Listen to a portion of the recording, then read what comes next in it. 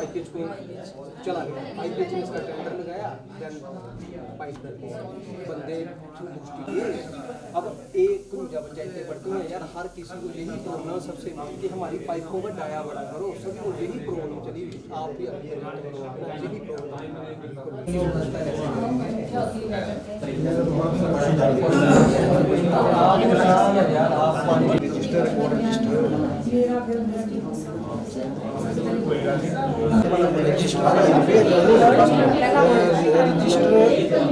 Record maintain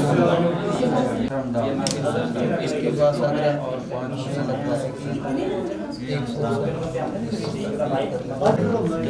अगर ये बोल रहा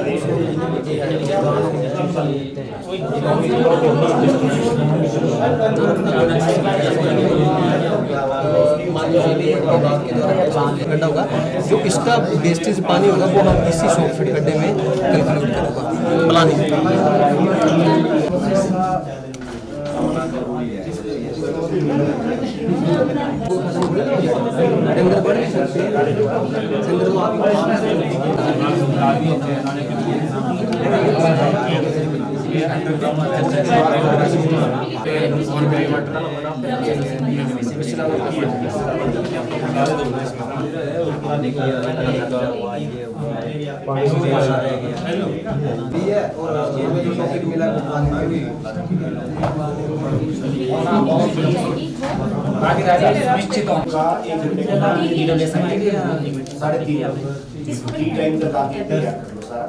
और सर आप पीछे नहीं बैठना।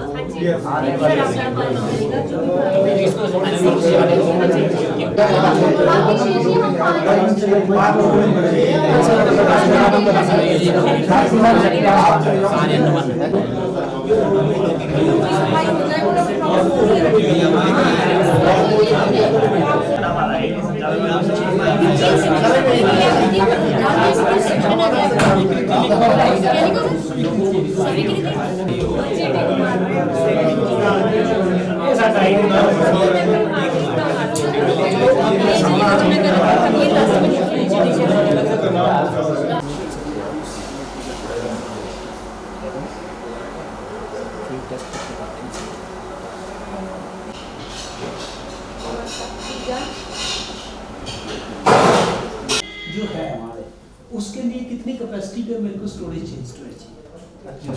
एचपी तो हम देखो ग्रेविटी है उसकी, ग्रेविटी और लिफ्टिंग वो आपको शुरू में है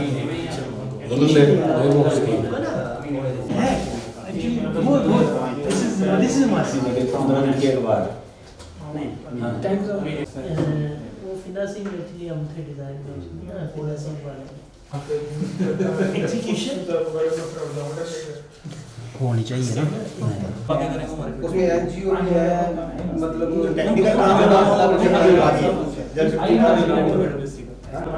फिलहाल फंडिंग इनको नहीं है, फिलहाल फंडिंग का प्रॉब्लम नहीं है कि अभी गवर्नमेंट ही फंड कर रहा है इसका।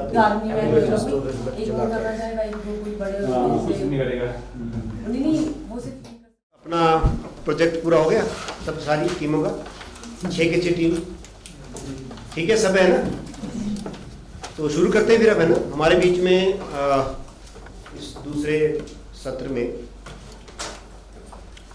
Doctor L C Sharma ji के साथ अभी विराजमान है श्री जयदेव जी, तो ये भी ट्रेनर हैं अब और यहीं से ट्रेंड हुए हैं, इसी टीओटी का हिस्सा भी रहे हैं पहले और बड़े एक्टिव रहे हैं और पूरे प्रदेश भर में इन्होंने अपनी सेवाएं दी है ऑर्गेनाइजेशन में भी, और काफ़ी बेहतरीन काम किया है अपने क्षेत्र में, अपनी सर्विस में भी।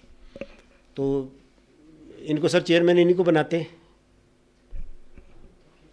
इसका जो आपका भी हम प्रेजेंटेशन होना है अब आपका अगला, और ग्रुप बारी बारी से यहाँ आएंगे और अपने अपनी प्रेजेंटेशन देंगे, जो जो आपको टास्क मिला है वो आप बारी बारी से अपना यहाँ पे प्रेजेंटेशन रखेंगे, अपने प्रस्तुतिकरण में आप बताएंगे कि आपने अभी क्या समझा है इसको, क्या इसके क्या क्या आपके कुछ जो कंपोनेंट्स आपको बताए थे उसमें क्या क्या आपने किया है, तो उसके लिए बाद में इसका चयन करेंगे कि बेस्ट सबसे उत्कृष्ट ग्रुप कौन सा रहा है, किसकी प्रेजेंटेशन अच्छी रही है, उसके बहुत सारे चीज़ें देखी जाएंगी, आपका प्रेजेंटेशन देखा जाएगा, कंटेंट देखा जाएगा और ये सारी चीज़ें यहाँ पे रहेंगी।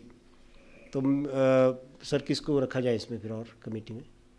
मुझसे मत पूछो, किससे पूछना है सर फिर? ये तो पार्टिसिपेंट से पूछना है, दे हैव टू डिसाइड। इनमें से लेना सर, मैं तो ये चाह रहा हूँ कि इनमें से ना लेके सर कोई रखते हैं। चलिए आप में से फिर हर ग्रुप से एक एक व्यक्ति आप देंगे जो जजमेंट में बैठेंगे, और जो जजमेंट में बैठेंगे वो फिर उनके लिए आप सीट वहाँ पर 6 लोगों को खाली कर दें, बाकी लोग शिफ्ट हो जाएं। एक एक आदमी का नाम आप दें, लेकिन फेयर हो और जस्टिस करने वाले हों, उसमें ये ना हो कि मेरा ग्रुप या दूसरे का ग्रुप, उनको बड़ा फेयरली काम करना है। नाम दे दीजिए पहले ग्रुप से, पहला ग्रुप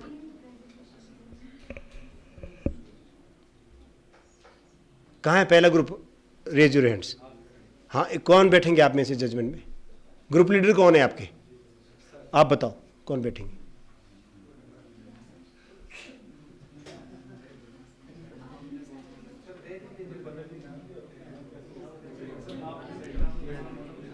नहीं, हम नहीं करेंगे।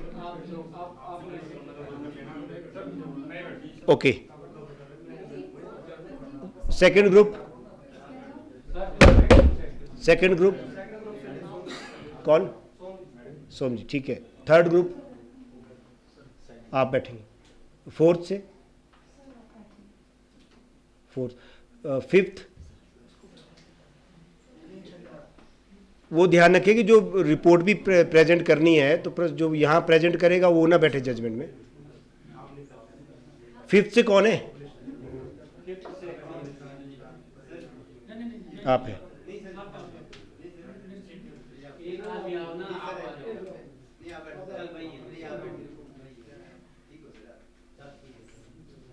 आप है। सिक्स्थ आप है। आप लोग एक जगह में कहीं बैठ जाइए, उधर ही बैठ जाइए आप, एक जगह में इधर इस राउंड शेप में बैठ जाइए पर। आपका रोल क्या है, पहले इस पे बात करते हैं। आपके सामने एक एक ग्रुप करके प्रेजेंटेशन दी जाएगी और उस प्रेजेंटेशन को आपने गौर से देखना है। इस वक्त आप किसी भी ग्रुप के मेंबर अब नहीं हैं, थे अब नहीं हैं, अब आप जजमेंट वाले लोग हैं। स्पष्ट है? राइट। तो आपने देखना है नंबर 1, जो विषय वस्तु दी गई थी प्रेजेंटेशन की, क्या उसको ठीक से व्याख्या की, डेप्थ नॉलेज है उसके बारे में, उसकी निटी-ग्रिटीज ठीक से समझ आई, सामने रखी, तौर तरीके जो होने चाहिए उस विषय वस्तु के। सब्जेक्ट नॉलेज की हम बात कर रहे हैं, क्या वो नॉलेज, सब्जेक्ट का नॉलेज सही था? दूसरा आपने देखना है, 5 नंबर इसके लिए देंगे आप, सब्जेक्ट नॉलेज 5 नंबर। दूसरा होगा प्रेजेंटेशन करने का तरीका, द स्टाइल ऑफ प्रेजेंटेशन, वो कैसे उन्होंने प्रेजेंट किया, ग्रुप में सभी की पार्टिसिपेशन रही, एक की रही, ठीक से बताया, क्वेश्चन आंसर हुए, उन सब चीज़ों को देखना है आपने। प्रेजेंट करने का उनका तरीका कैसा था, उस पर भी 5 नंबर आप देंगे। तीसरा, किसी भी ग्रुप को 5 मिनट से ज़्यादा समय नहीं मिलेगा प्रेजेंट करने का, तो क्या समय में अपनी प्रेजेंटेशन पूरी की या नहीं? 15 नंबर, ठीक है जी। आपने इन 15 नंबर में से किसको कितने नंबर देने हैं, इन 3 विषयों को ध्यान में रखते हुए 5-5 में से नंबर आपको हर एक ग्रुप को देने पड़ेंगे। आप सभी लोग अपने अपने नंबर अलग अलग देंगे, सभी लोग अपने अपने नंबर अलग अलग देंगे, और लास्ट में आपने गौर साहब चेयर करेंगे, ये चीफ जस्टिस ऑफ इंडिया, तो आप प्रधान न्यायाधीश को सारे अपने नंबर देंगे, ये सबके नंबर जोड़ के सबका एवरेज निकाल के फाइनल जो रिजल्ट होगा वो डिक्लेयर करेंगे। आप स्पष्ट हैं? कोई एनी डाउट? रेडी हैं? ग्रुप वालों से भी यही बात हम कर रहे हैं। हम पूरे ग्रुप के साथ वहां जाएंगे, चार्ट के साथ वहां जाएंगे, वहां जो हमारी विषय वस्तु है उसको हम व्याख्या करने की कोशिश करेंगे, उसको हम सामने रखेंगे। प्रेजेंटेशन जो ग्रुप लीडर हैं उनका होना जरूरी है, और बाकी सभी लोग भी प्रेजेंटेशन सारे भी दे सकते हैं, एक एक करके भी दे सकते हैं, जैसे भी मतलब वो आपका अपना मामला है कैसे आप प्रेजेंट करेंगे। और समय सीमा आपके पास है 5 मिनट।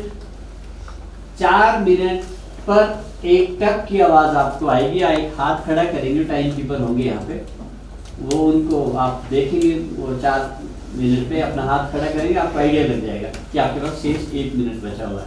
और 1 मिनट पे आपकी मर्जी, आप 10 मिनट भी ले लो, पर वो नंबर में फिर यहाँ पे फर्क पड़ जाएगा।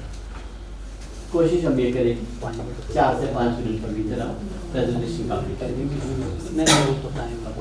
नंबर 2, आपने जो भी काम किया है उसको बढ़िया तरीके से सामने रखना है, और वॉइस आपकी इतनी लाउड तो होनी चाहिए कि लास्ट में जो आदमी बैठे हैं उनको सुनाई देना चाहिए।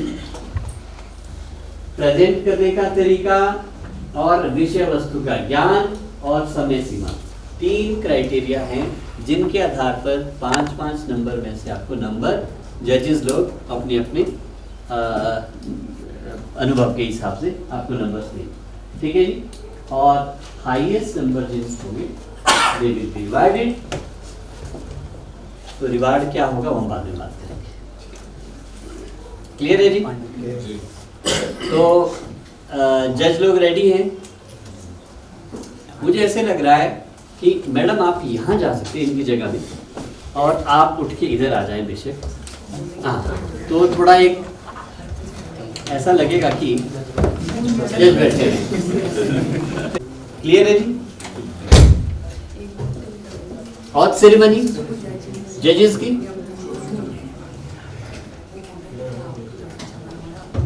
क्या बोलते हो? सेरेमनी को शपथ समारोह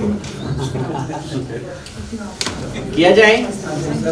हाथ आगे करो सारे जज। गीता ही है, सारे गीता ही तो है।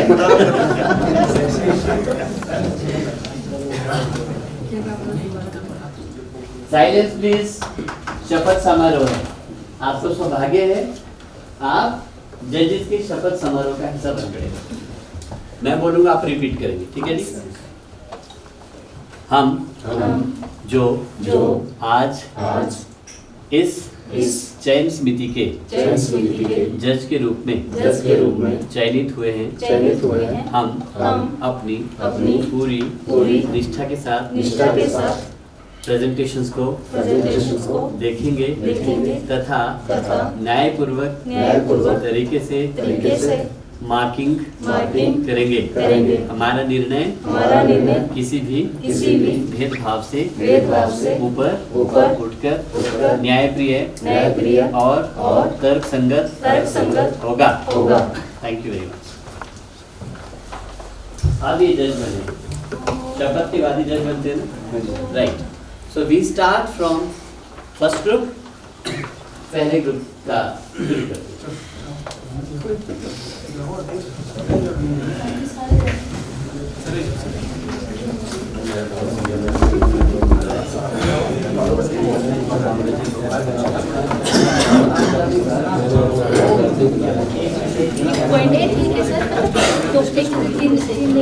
परिचय से शुरू करेंगे।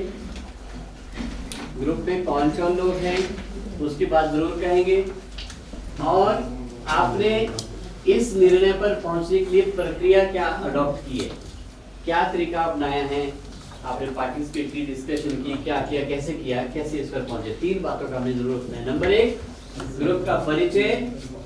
सर, ग्रुप का परिचय, आपका विषय क्या था, लोग कौन कौन थे, तरीका क्या अपनाया।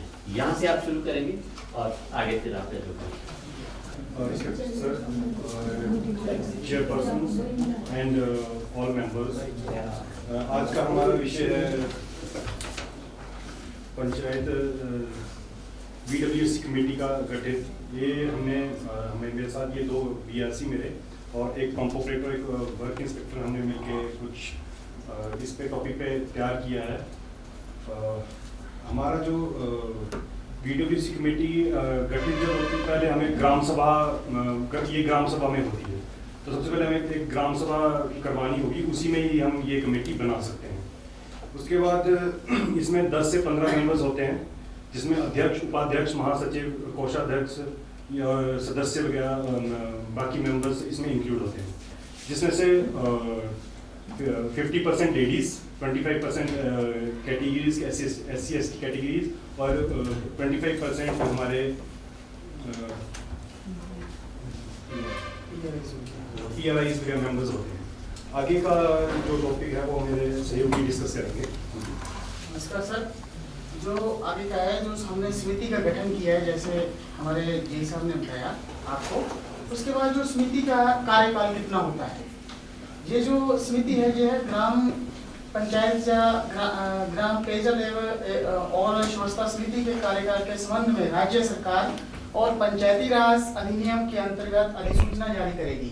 आमतौर पर जो ये हमारा ग्रामीण पेयजल समिति का जो कार्यकाल है वो 2 से 3 साल तक रखा जा सकता है। और उसके बाद ये जो समिति है, इसकी जिम्मेवारियां क्या होती है। जो हमने पंचायत लेवल के ऊपर समिति का गठन किया है, इसकी जिम्मेवारियां क्या होगी। सबसे पहले होती है कि जलापूर्ति योजना के लिए ग्राम कार्य योजना की तैयारी सुनिश्चित करना, और दूसरा जो है इसका काम है वो है ग्रामीण पेयजल स्वच्छता समिति का बैंक खाता खोलना और उस खाते का संचालन करना। और तीसरा वाला है जलापूर्ति योजना सुचारू रूप से चलाने के लिए कुल खर्च या अंशदान की व्यवस्था करना, जो नगद या श्रमदान के रूप में हो सकता है। चौथा वाला आता है जी, इसमें ग्राम पंचायत के रिकॉर्ड रजिस्टर में पेयजल का वितरण रिकॉर्ड दर्ज करना। जितने भी पंचायती स्तर के ऊपर चाहे टेस्ट होंगे या कुछ भी होगा, उसका जो रिकॉर्ड है वो समिति अपने पास रखेगी। और उसके बाद योजना के नियमित संचालन एवं रख रखाव का कार्य करने के लिए पंप ऑपरेटर टेक्नीशियन को नियुक्त करना, वो भी जो समिति का ही अधिकार क्षेत्र में आता है। उसके बाद ये है कि जल संरक्षण के कार्य के लिए वर्षा हार्वेस्टिंग टैंक या तालाबों का निर्माण करना तथा पेयजल भंडारण स्रोतों का भूमिगत रिचार्ज करने के लिए योजना तैयार करना। और उसके बाद है ग्रामीण पेयजल समिति की जो बैठकें हैं वो कैसे होती हैं। ये है पानी समिति की सभी बैठकों का आयोजन एवं संचालन पानी समिति के अध्यक्ष द्वारा समिति के सदस्यों के सहयोग द्वारा किया जाता है। एक महीने, ये प्रत्येक माह में 1 या फिर साल में 4 बैठकें होंगी, और जो इनके मुद्दे होंगे वो पानी से रिलेटेड होंगे सारे के सारे। नमस्कार जी।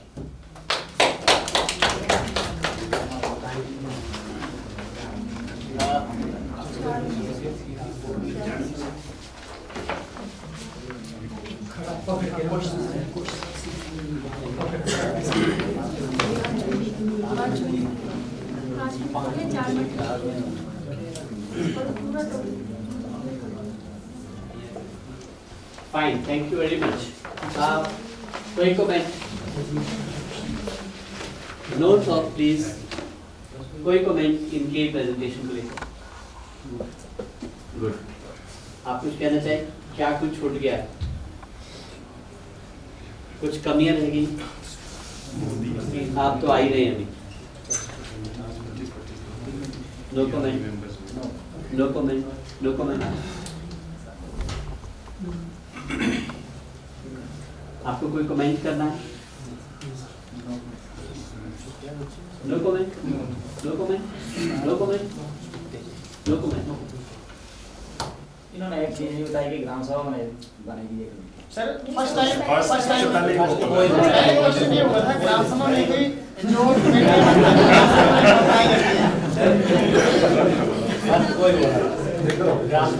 Fine fine fine fine. आपको एकदम जवाब नहीं देना है क्योंकि रिएक्शन आने दो। हाँ कैसे वो हम जजेस की ओर चलते हैं। आपका ऑब्जर्वेशन। जोर से टाइमिंग ठीक थी इनकी, बोलने का स्टाइल भी ठीक था। और प्लीज आपकी बारी आने वाली। अच्छा बोला जी। जी आप ठीक बोला, सब्जेक्ट पे ठीक बोला सर, प्रेजेंटेशन ठीक थी, टाइमिंग भी ठीक थी, ऑलमोस्ट ठीक था। ऑलमोस्ट ठीक है। को गठन करने को लेकर सबकी क्लैरिटी हो गई है या फिर रहता है कुछ? अगर हमें सभी को अलग अलग जाके पानी समितियां गठित करनी हो, क्या हम कर पाएंगे? क्या हम स्पष्ट हैं? क्या इनकी बातों में वो पूरी स्पष्टता थी या अभी और कुछ रह गया है?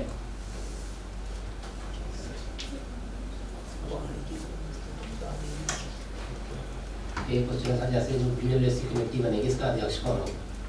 वो तो यस कमेटी बन गई तो अध्यक्ष की तो से बढ़ नहीं सकती है। क्लैरिटी तो चाहिए ना sir. You will not talk, आप बिल्कुल बात नहीं करेंगे जब तक पूछेंगे नहीं। इनका एक सवाल है जी सर। कि इसमें ये स्पष्ट नहीं था कि अध्यक्ष कौन होगा पानी समिति का। सर जो पानी समिति का अध्यक्ष होता है, प्रधान हो सकता है, उप प्रधान जी हो सकते हैं, और जो हमारे गांव का सीनियर लीडर है या कोई जागरूक व्यक्ति है, हम उसको इसका अध्यक्ष बना सकते हैं जी। लोगों की सहमति से ही, मतलब जो ग्राम सभा में जितने भी उनकी सहमति से ही वो अध्यक्ष बनेगा। राइट। अब जो बाकी लोग हैं उनको हम कैसे चुनेंगे? ग्राम सभा चुनेगी।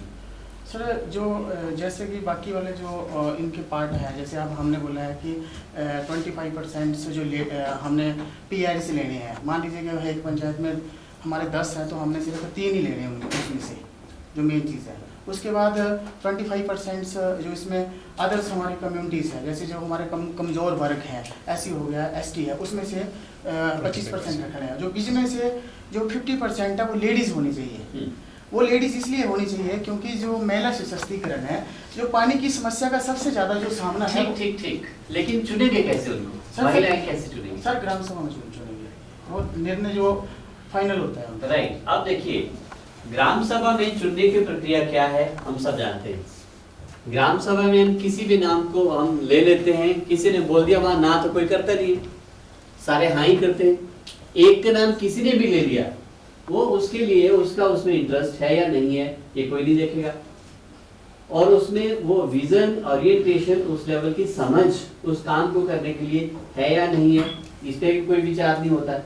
वहां तो सिर्फ यही है कि किसी का नाम बोल दिया, हाँ मेरा दोस्त है, मैंने बता दिया ग्राम सभा में, इसको रखो कमेटी में जी, तो तालियां बज जाती है, वो आदमी वहां पर रह जाता है। तो इससे हम एक इफेक्टिव कमेटी कैसे बना सकते हैं, ये तो चैलेंजेस हैं ग्राम सभा में। हम डायरेक्टली अगर ग्राम सभा पर छोड़ें तो इसको फैसिलिटेट अगर नहीं करेंगे तो चुनौतियां हैं, क्योंकि जरूरी नहीं कि हमारी जो कमेटी है पानी समिति वो अच्छी बने, जरूरी नहीं है, इसमें रिस्क मुझे दिख रहा है। इसका समाधान हमारे इस एक्सरसाइज में आना चाहिए। क्या हो सकता है सर? जो इसका जो मेन जो एजुकेशन प्रेफरेंस देनी चाहिए हमें इसमें। नंबर 1 यस, मतलब इसका मतलब ये है कि ग्राम सभा में विषय वस्तु रखने से पहले हमें कुछ क्राइटेरिया भी बनाना पड़ेगा। ग्राम सभा किसको पास करेगी? ऐरा गैरा हर किसी को पास करेगी ऐसा नहीं होना चाहिए। कुछ तो क्राइटेरिया होना चाहिए कि कौन आदमी बनेगा। नंबर 1, जिस आदमी के पास समय भी है, समाज सेवा है ना, सोशल वर्क है, तो हमें जिस व्यक्ति के पास अगर समय ही नहीं होगा और उसको आपने कमेटी का हिस्सा बना दिया तो वहां पे भी हम डिफीट हो गए, ऑब्जेक्टिव हमारा डिफीट हो गया। इसका मतलब हमें ग्राम सभा में तय करने से पहले एक क्राइटेरिया बनाना पड़ेगा, एक मापदंड बनाना पड़ेगा कि कौन व्यक्ति, किस प्रकार के व्यक्ति इस कमेटी का हिस्सा हो सकते हैं। तो मापदंड क्या हो सकते हैं? आपने पहली बात एक कही है कि शिक्षित होना चाहिए, वेरी गुड। और क्या हो सकता है? और सर दूसरी बात है कि वो समाज सेवा से प्रेरित होना चाहिए। समाज से प्रेरित होना चाहिए, बिल्कुल। और तीसरा है सर उसका जो मेल मिलाप है लोगों के साथ वो सही होना चाहिए। हाँ, जो मेन तभी काम हो सकता है। बिल्कुल। और जो उसमें लीडरशिप है वो उच्च क्वालिटी की होनी चाहिए। हाँ। और साथ में समय देने वाला व्यक्ति होना चाहिए।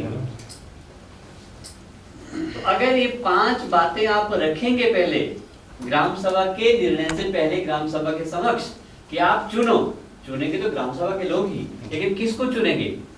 जो व्यक्ति इन 4-5 बातों को पूरा करते हों तभी तो आपका फैसला सही आएगा, अन्यथा क्या होगा? वहां तो हल्ला होता है, कागज पूर्ति हो जाती है, फिर वो कमेटी करेगी क्या नहीं करेगी उसका कोई पता नहीं। तो पहला सवाल तो ये है कि हमारी स्पष्टता ही होनी चाहिए कि चयन की प्रक्रिया को हम कैसे बेहतर करें, क्योंकि सारा मसला जो है कहाँ रुकता है? व्यक्ति पर रुकता है। आपने किस व्यक्ति को कहाँ बिठाया, किस जगह, उस जगह का काम वो व्यक्ति बताएगा। क्योंकि हमारा सिस्टम ऐसा है जो व्यक्ति पूरक है, व्यक्ति परक है।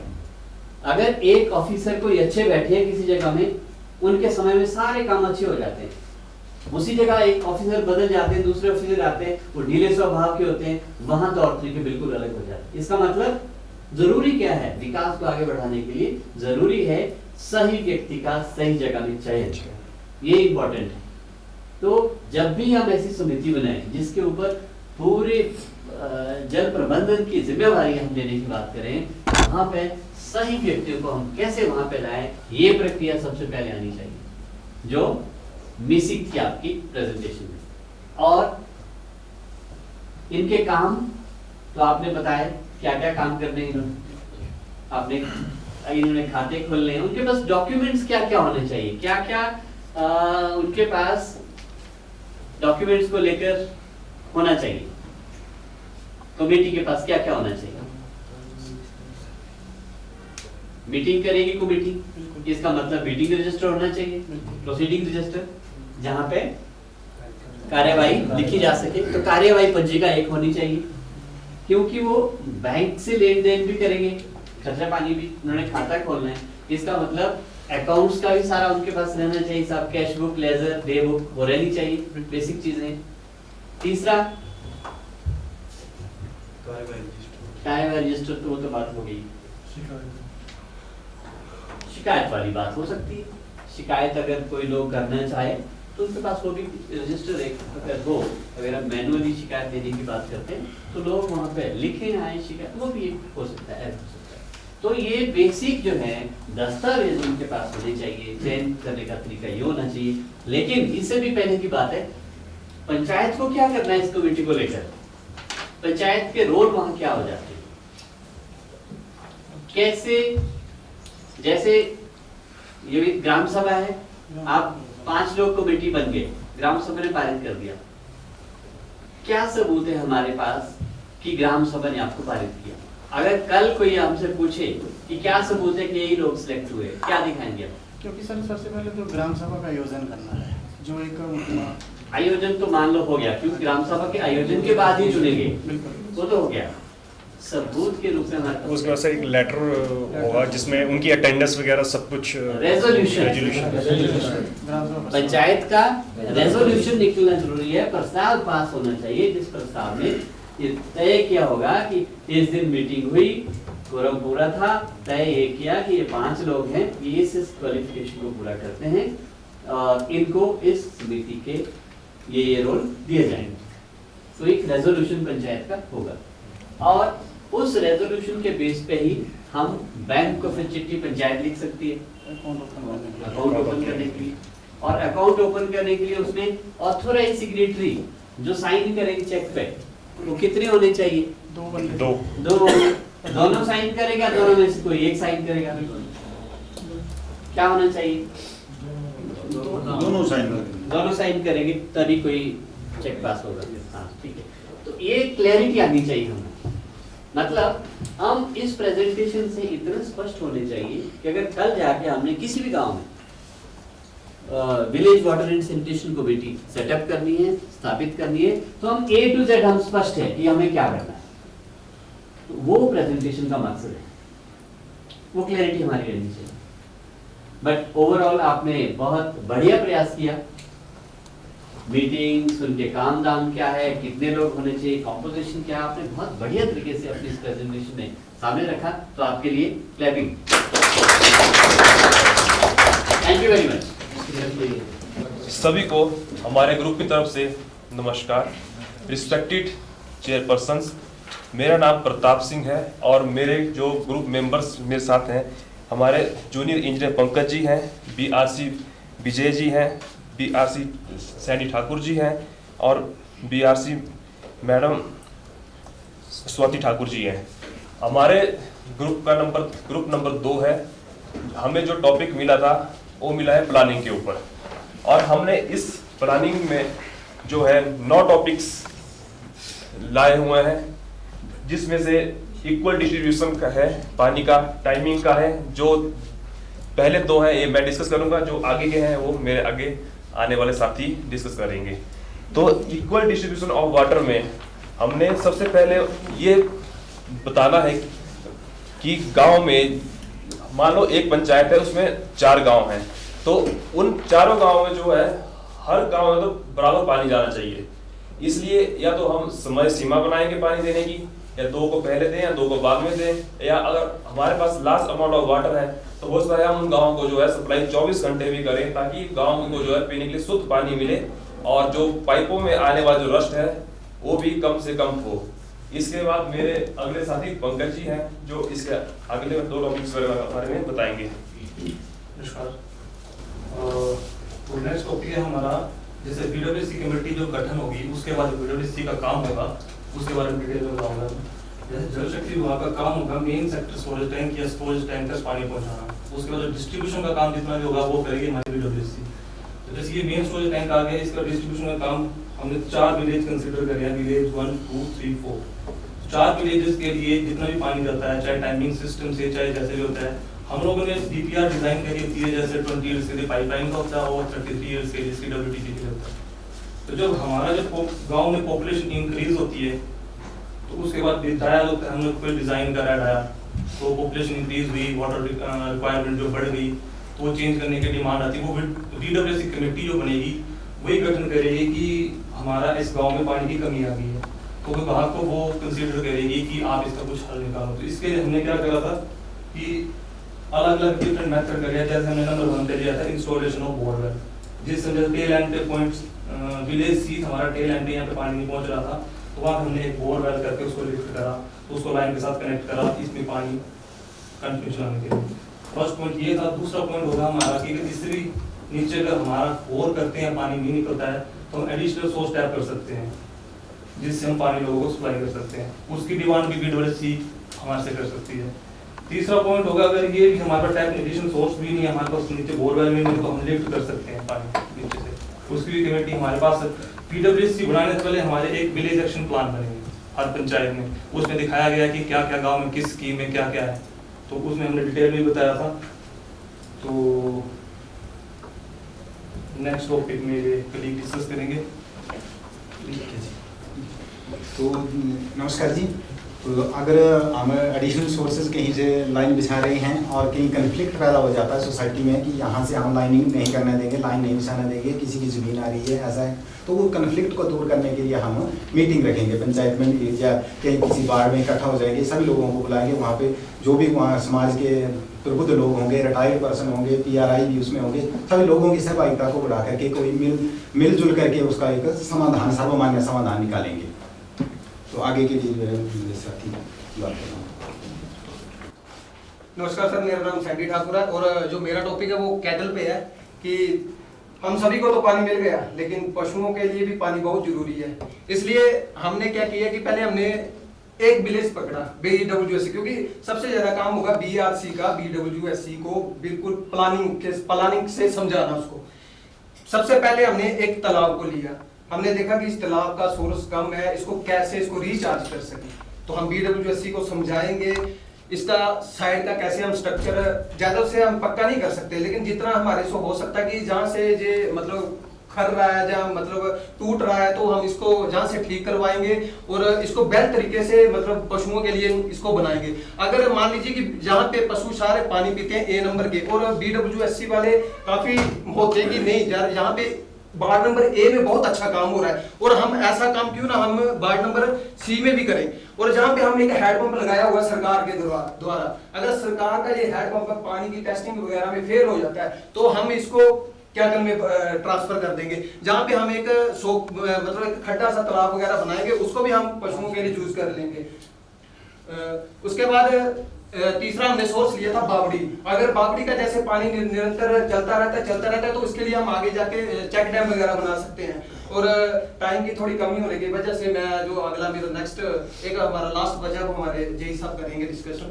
लास्ट टॉपिक हमारा बचता है ग्रे वाटर मैनेजमेंट का। जितने पानी गांव में आता है उसके बाद ग्रे वाटर मैनेजमेंट जितने पानी निकलता है, जैसे गांव में हमारे एसटीपी वगैरह नहीं होते कई जगह, तो शहरों में उसमें एसटीपी बने हुए हैं, तो इसमें हमने क्या करा है 100 फीट रखे हैं। आजकल पंचायतें बना भी रही हैं, में 1 मीटर बाय 1 मीटर का खड्डा करते हैं, उसमें पत्थर वगैरह डाल के फिर वेस्ट वाटर जो उसमें डालते ताकि गंदगी भी ना पड़े और ग्राउंड वाटर में निकल जाए वो। ग्राउंड वाटर रिचार्ज के लिए हम लोग आजकल ऊपर पॉन्ड्स वगैरह बना रहे हैं पहाड़ों में और चेक डैम्स वगैरह बना रहे हैं ताकि ग्राउंड वाटर हमारा रिचार्ज हो जाए। That's it. ठीक, थैंक यू। ठीक है, आपका बहुत बहुत धन्यवाद। आपके क्वेश्चंस है किसी के क्वेश्चंस को? Sir let us ask one by one. आपका कुछ नहीं, आपका कोई क्वेश्चन नहीं? हाँ कुछ तो पूछे। Rain harvesting. हाँ रेन वाटर हार्वेस्टिंग पे क्या चीज? उसमें प्लानिंग में कहीं इन्होंने प्लानिंग में नहीं दिखाया rain water harvesting? Rain water harvesting sir इसमें हम लोगों ने कंक्लूड नहीं करा है, कर सकते थे इसको। टाइम की कमी के लिए हमने जितने 9 पॉइंट्स थे वो होना तो चाहिए, हो सकता है सर। क्योंकि आपने एक चीज कही यहाँ पर थोड़ा सा आपको कहूँगा कि जो सीवेज वाला है जो आप कह रहे थे कि ग्रे वाटर मैनेजमेंट और जो है वो हम उसमें दे देंगे और नीचे रिचार्ज करेंगे, बट उससे पहले उस ग्रे वाटर की ट्रीटमेंट भी थोड़ी सी करनी पड़ेगी। जैसे विलेजेस में से है ना हमारा डब्ल्यूडीपी लास्ट में ठीक है। नेक्स्ट सब कुछ ठीक है? कुछ तो होगा नहीं, सब कुछ ठीक है। अच्छा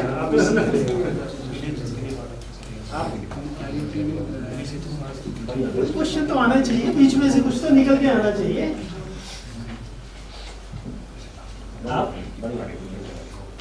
बड़ी प्रेजेंटेशन अगर आप देते और आपसे क्वेश्चन पूछते तब क्या होगा? एक्चुअली थोड़ा टाइम ओवर कर दिया था ना, लेकिन सुनने का मजा इतना आ रहा था, हमने कोई ऑब्जेक्शन नहीं ऑब्जेक्शन नहीं सजेशन चलो वो भी समझ लो क्योंकि अच्छा था सर, सुनने में मजा आ रहा था।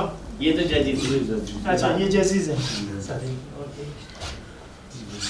इस तरफ से सर जैसे इन्होंने बोला कि जैसे हमारा वो हैड पंप हो वो मतलब उसकी क्वालिटी खराब रहती है, तो इन्होंने बोला कि वो पानी हम पशुओं को पिला सकते हैं, तो क्या जिसकी क्वालिटी खराब है हमने वो पिलाना है पानी? उससे अगर नहीं सर एक मतलब हमने जो पशु हैं उनको भी हमें अच्छा ही पानी पिलाना है, क्योंकि उन्होंने दूध देना तो नहीं तो आगे उसको फिल्टर पानी नहीं पिलाना। ये बैलों की बात की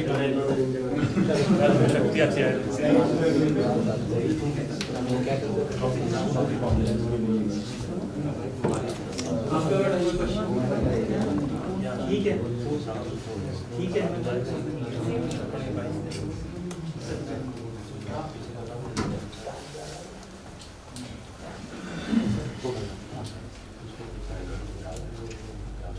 सर इनका आंसर दे दें? बिल्कुल बिल्कुल सर ऐसी बात थी ना कि एक तो टाइम कम था, मैंने उसके ऊपर भी आना था। अच्छा। कि अगर इसका फिर से टेस्ट करवाते हम कि क्या ये पानी पशुओं के पीने के लायक है कि नहीं है। अगर मेरे पास टाइम होता ना तो सर मैं इसको भी बिल्कुल ब्रीफ करता आपको। मेरे को पशुओं के अगर मैंने पशुओं का टॉपिक लिया था तो मैंने उसको गंदा पानी नहीं पिलाऊंगा, जितना मेरे को ध्यान है। तभी हमने इसमें सर्टिफिकेट किया। और सर एक हार्वेस्टिंग के लिए आया था इसमें, तो हमने इसमें बोला कि जो माउंटेन के ऊपर जो हम ट्रेंचेस बनाएंगे, पॉन्ड्स की वगैरह बनाएंगे, तो उसमें जो है रेन वाटर जो वाटर जितना भी होगा वो उसमें स्टोर होके कल दिन को रिसोर्स रिचार्ज करेगा। अपने आप जो जमीन स्तर पे पानी होता है, हमें मानो गड्ढा भरा हो तो पानी नीचे जमीन में ही जाएगा, तो मतलब रिचार्ज होकर कोई ना कोई सोर्स से रिचार्ज होगा ही होगा। तो इसको हमने मेंशन किया है इसमें भी और हमने बोला भी है।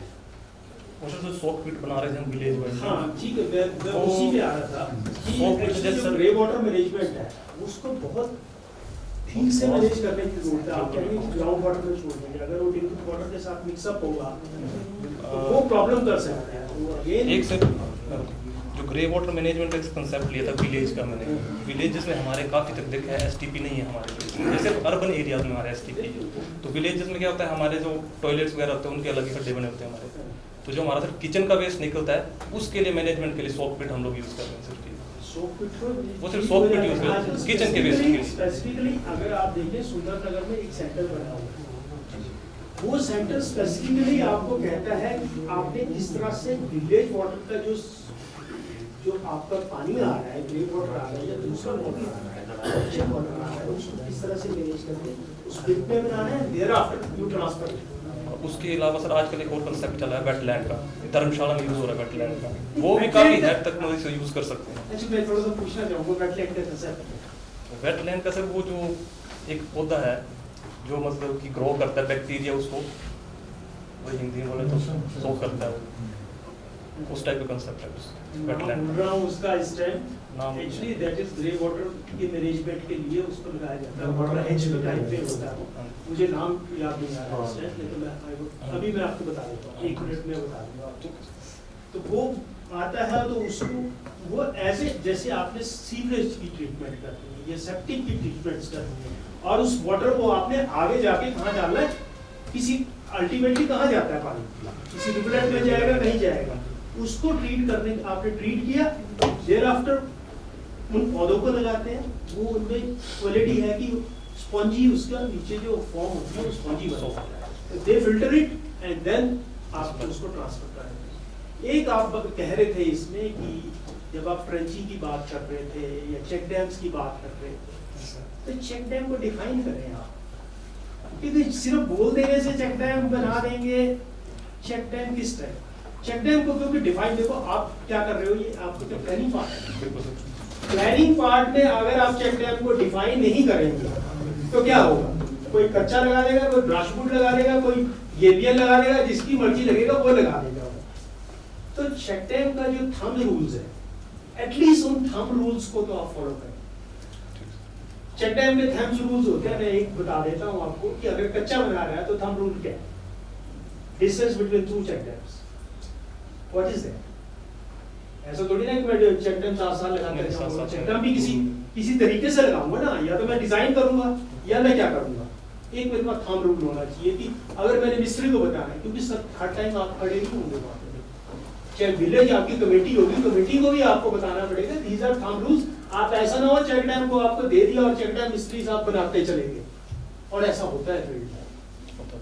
थंब रूल इज जो उसकी हाइट होगी वो उसका डिस्टेंस में, वो उसका नीचे बेस होगा, ऊपर वाले का जो हाइट हो, अपर पोर्शन होगा, वो सेकंड में जब आप नीचे आते जाएंगे उसका बेस होता है। तो आप इस तरह चेक डैम को डिफाइन करिए, क्योंकि चेक डैम जरूरी नहीं है, अगर कच्चा लगाना है तो उसका डिस्टेंस आपके पास है, अगर आपने क्रेट वाला लगाना है, गेबियन लगाना है तब है, अगर थोड़ा सा आपने सीसी वाला लगाना है उसकी डेफिनेशन अलग है। तो एक्चुअली जब प्लानिंग कर रहे हैं, क्योंकि ये this is the most important part of planning, अगर आपने प्लानिंग में ये चीजें नहीं डाली तो आपने क्या कर दिया, दूसरे वाले पे छोड़ दिया। प्लानिंग में अगर ये चीजें नहीं आई तो कहा आपने छोड़ दिया उसको किसी के ऊपर, फिर वो अगले वाला तो आपने दे दिया जिसको, वो अपने हिसाब से कर। और फिर आप कर रहे थे ट्रेंचिंग, एक जगह आपको कुछ ट्रेंचिंग को खड्डे बनाने की कुछ बनाएंगे, क्या चीज बनाएंगे? ट्रेंचिंग से हम कोई जैसे 2 फुट बाय 12 फुट के ट्रेंचेस बनेंगे हमारे पानी से। ट्रेंचिंग को डिफाइन करें आप, जिसमें पानी कंटूर ट्रेंच होगा, ग्रेडेड ट्रेंच होगा, कौन सा ट्रेंच होगा? जैसे ओपन कंटूर ट्रेंच होगा, ऊपर कंटूर ट्रेंच होगा, हो सकता है कि ग्रेडेड ट्रेंच है, डिपेंड करेगा सर, स्लोप सिचुएशन पे डिपेंड करेगा, सिचुएशन पे डिपेंड करेगा। और अगर ट्रेंच भी आप हर जगह नहीं कर सकते, it should be planned actually. आप जब प्लानिंग कर रहे हैं, जब आप ग्रेविटी स्कीम बना रहे हैं, ग्रेविटी स्कीम ला रहे हैं आप, तो आपको उसको पता है आपको स्लोप क्या है, यू नो द स्लोप। अगर आपको उन जो रिचार्जिंग करनी है उनका स्लोप पता है, तो स्लोप के अकॉर्डिंगली ही आप ट्रेंच की बात करें, अदरवाइज ट्रेंच उसका हॉरिजॉन्टल इंटरवल, उसका vertical interval, you should define that very clearly in planning. और अगर 60% से ऊपर स्लोप हो गया तो you cannot make it a trench in hill, आप ट्रेंच नहीं बनाएंगे उसमें, फिर उसके दूसरे रास्ते हैं। प्लानिंग जब करने हैं ना तो ओवरऑल प्लानिंग करें आप। डिटेल प्लानिंग तो स्टेप बाय स्टेप हमारे यहाँ होता क्या है, प्लानिंग मैंने कर दी, डिटेल्ड प्लानिंग नहीं करी, डाल दिया एग्जीक्यूशन वाले के ऊपर, फिर वो एग्जीक्यूशन वाला अपनी मर्जी से करता है और बहुत चीजें ऐसी रह जाती हैं, बाद में स्कीम फेलियर्स होते हैं। अगर आपने इवन चेक डैम को आप बना रहे हैं, चेक डैम की भी प्लानिंग कर दें कि उसकी विंग वॉल कितनी होगी, उसकी हाइट कितनी होगी, उसके ये विंग्स कितने होंगे, बीच में जो उसका जो आपने जो रखना है, बीच में स्पेस रखना है, वो ऑडिफस होगी या रेक्टेंगुलर चैनल होगी, क्या होगा, that should be well defined in planning, तब मजा आएगा एग्जीक्यूशन करने में। तो इसलिए जब भी प्लानिंग करें तो प्लानिंग में almost you see the micro plan, not macro picture ना दे दें, प्लानिंग नीड्स माइक्रो आल्सो, है ना, राइट। और बहुत अच्छा आपका प्रेजेंटेशन था, very good, thank you very much sir. आप टेक्निकल चीज में काफी गुम हो गए थे। टेक्निकल इंजीनियर्स लोग होते हैं ना, जो सीधे टेक्निकल चीज में चले जाते हैं। Yeah great, it was a very enlightening session, आपको काफी नॉलेज इससे मिली है, दैट्स रियली ग्रेट। बट हम यहाँ पे फैसिलिटेशन की बात कर रहे हैं, हमने जजेस को इग्नोर कर दिया। हाँ, कैसा लगा आपको? आपको क्या कहना है? जो कैटल का प्रोविजन दिया है ना, वो तो सन 90 से पहले ही बंद हो गया है। आप नए ले रहे हैं या नहीं ले रहे हैं? कैटल का प्रोविजन तो बर्ड्स फ्लाई नहीं है जी।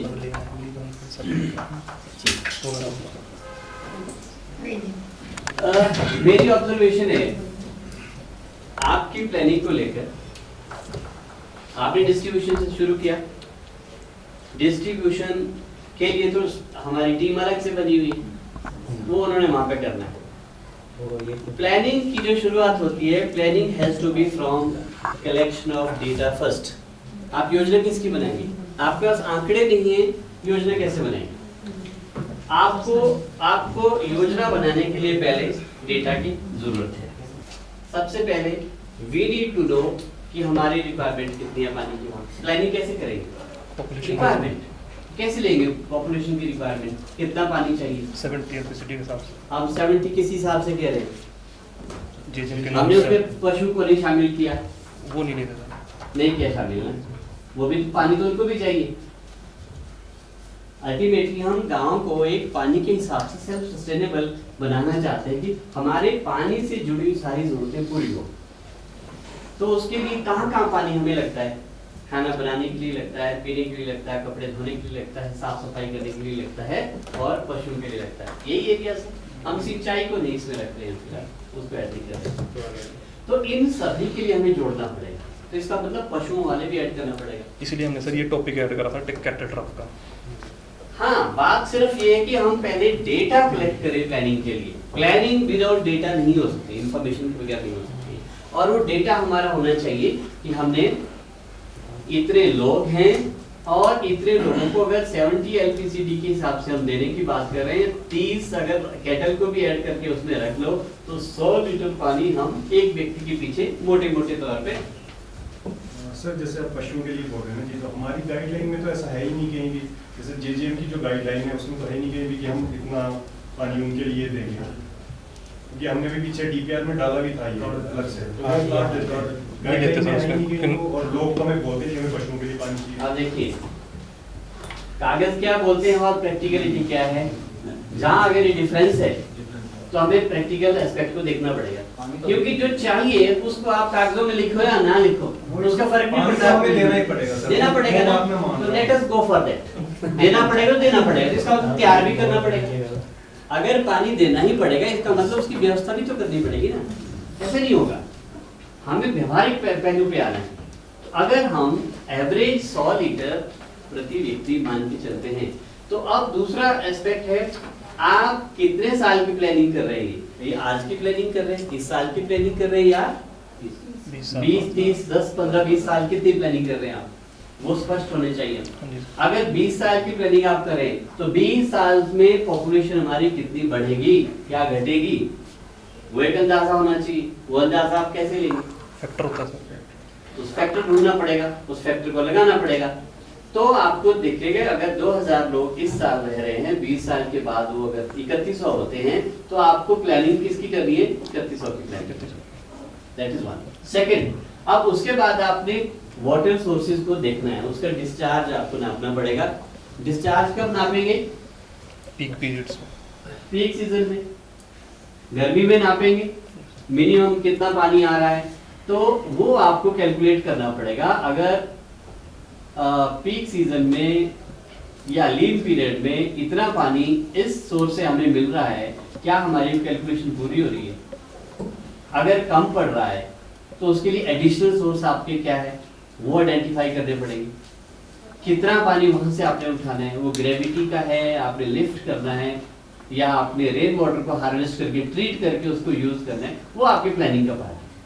तो planning starts with information, information, requirement और अवेलेबिलिटी। रिक्वायरमेंट, पॉपुलेशन, 20 साल के बाद क्या है, अवेलेबिलिटी, कितना पानी आज हमारे पास है इन सोर्सेज में, और एक्स्ट्रा हमें पानी अगर चाहिए तो कौन कौन से सोर्सेज है उनको हमें जाना पड़ेगा।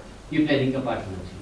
और उसके बाद ये भी प्लानिंग का पार्ट है कि हमने जो वाटर ऑगमेंटेशन के लिए आप बात कर रहे थे, ट्रेंचेस एंड ऑल, वो एक खैर सस्टेनेबिलिटी का पार्ट भी हो जाता हो बाद में कि कैसे हमने रिचार्ज करना, रिचार्ज बनाए रखना उनको, उसको हम उस लेवल पे डिस्कस करते हैं। तो फिर पानी प्लानिंग में ये भी है कि टैंक आपका बनेगा कहाँ, पाइप जाएगी कहाँ।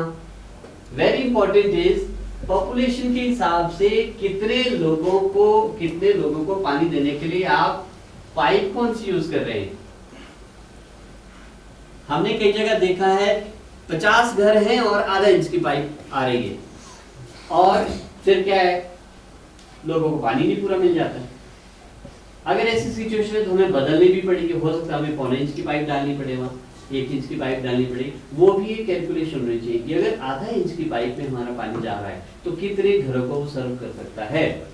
अगर वो 20 घरों को सर्व कर सकता है बढ़िया से, और वहाँ पे 10 घर और बन गए, तो फिर आपको वहाँ पे भी प्लानिंग का इशू है कि वहाँ पे आप पाइप का डाया चेंज करेंगे या एडिशनल पाइप वहाँ पे बिछाएंगे, क्या करेंगे, सोचना पड़ेगा इस पर। ये भी विषय आने चाहिए कि हम स्टोरेज कहाँ कर रहे हैं और वहाँ से सप्लाई के लिए मैकेनिज्म हमारा क्या है, वहाँ पे जाना चाहिए। तो बेसिक इश्यूज जो प्लानिंग के हैं वो थोड़े से हम डेविएट हुए हैं, हालांकि कोशिश आपने 2, 3, 4 ग्रुप्स के भी एक्सरसाइज को इकट्ठे करने का प्रयास किया है, वो प्रयास आपका अच्छा था, और rest depends upon the people, but you have done a good exercise. Thank you very much. Group number 3 की तरफ से सभी को नमस्कार। मेरा नाम अंकित है, हमारे साथ हमारे बीआरसी विशव जी, पूनम मैडम और वर्क इंस्पेक्टर गुलाब जी और बीआरसी जी मौजूद हैं। बेसिकली इम्प्लीमेंटेशन और एग्जीक्यूशन फेज जो है वो स्टार्ट होता है डीपीआर के टेक्निकल अप्रूवल के बाद। मतलब we have the technical parameters, और हमने उनको एक्चुअली ग्राउंड में इम्प्लीमेंट करना है या कमेंस करना है उनको ग्राउंड पे ना। तो जो सोर्सेज होंगे वो as per the type of scheme, whether it is gravity scheme और लिफ्ट वाटर स्कीम, सोर्सेज जो हैं वो टेक्निकली पहले से अप्रूव होंगे हमारे पास। हाँ, उन सोर्सेज को जब हम एक्चुअली जैसे ट्यूबवेल है अगर किसी ग्रेविटी स्कीम का, एक्चुअली जब ड्रिल करेंगे उसको तो हम देखेंगे कि उसका एक्चुअल डिस्चार्ज क्या आ रहा है, उसको हम डेवलप कर पा रहे हैं कि नहीं कर पा रहे।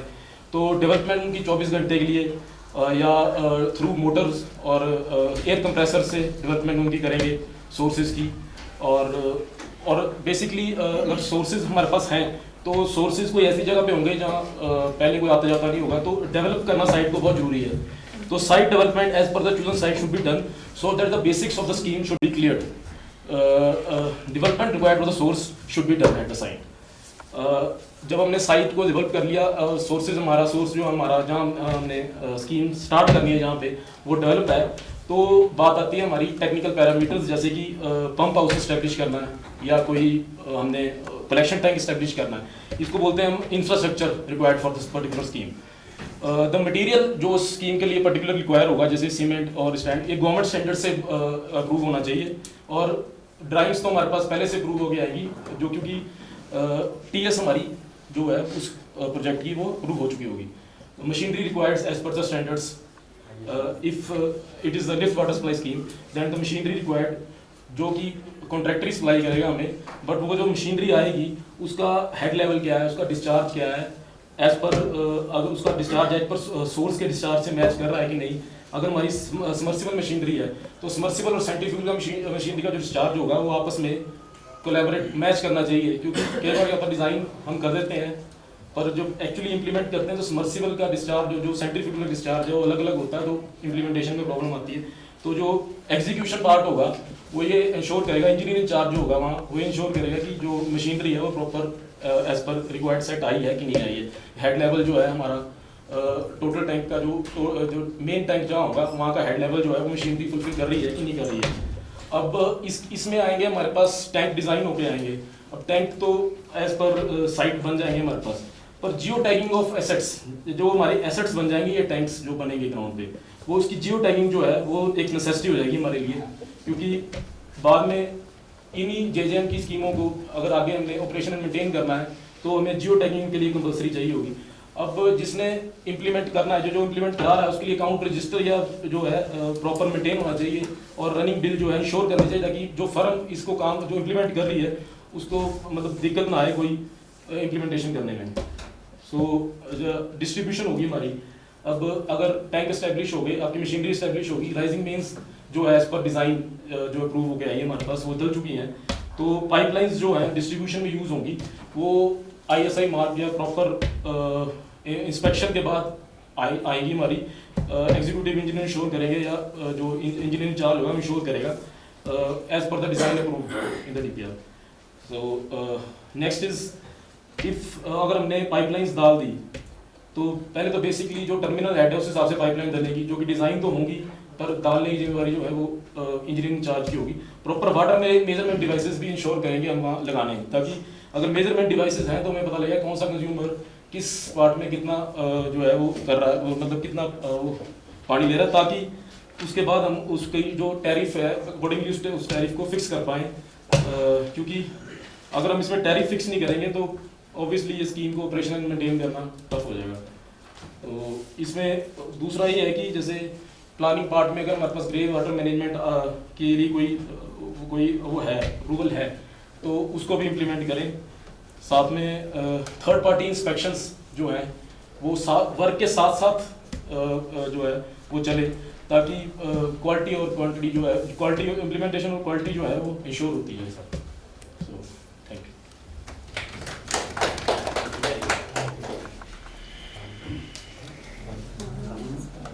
कहना है मैडम?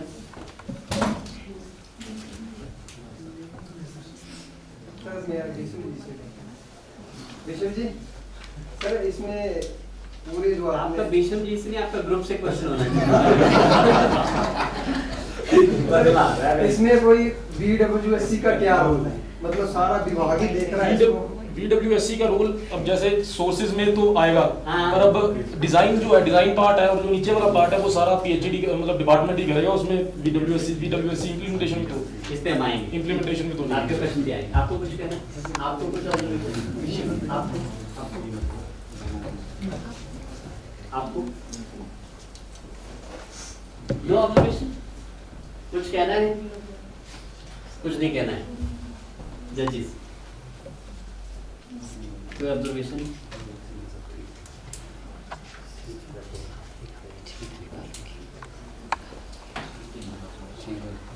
टेक्निकल पार्ट था लेकिन अच्छा था। इनका बहुत रेलिवेंट क्वेश्चन है। हम यहाँ पे बात कर रहे हैं कि पानी का सारा प्रबंधन करना है BWSC ने, तो अगर हम प्लानिंग की भी बात कर रहे हैं, एग्जीक्यूशन की बात कर रहे हैं, बिना उनके हम कुछ भी बात नहीं कर रहे, वो हर जगह है। तो उनका क्या रोल है एग्जीक्यूशन में, इस पर स्पष्टता बहुत इंपॉर्टेंट है।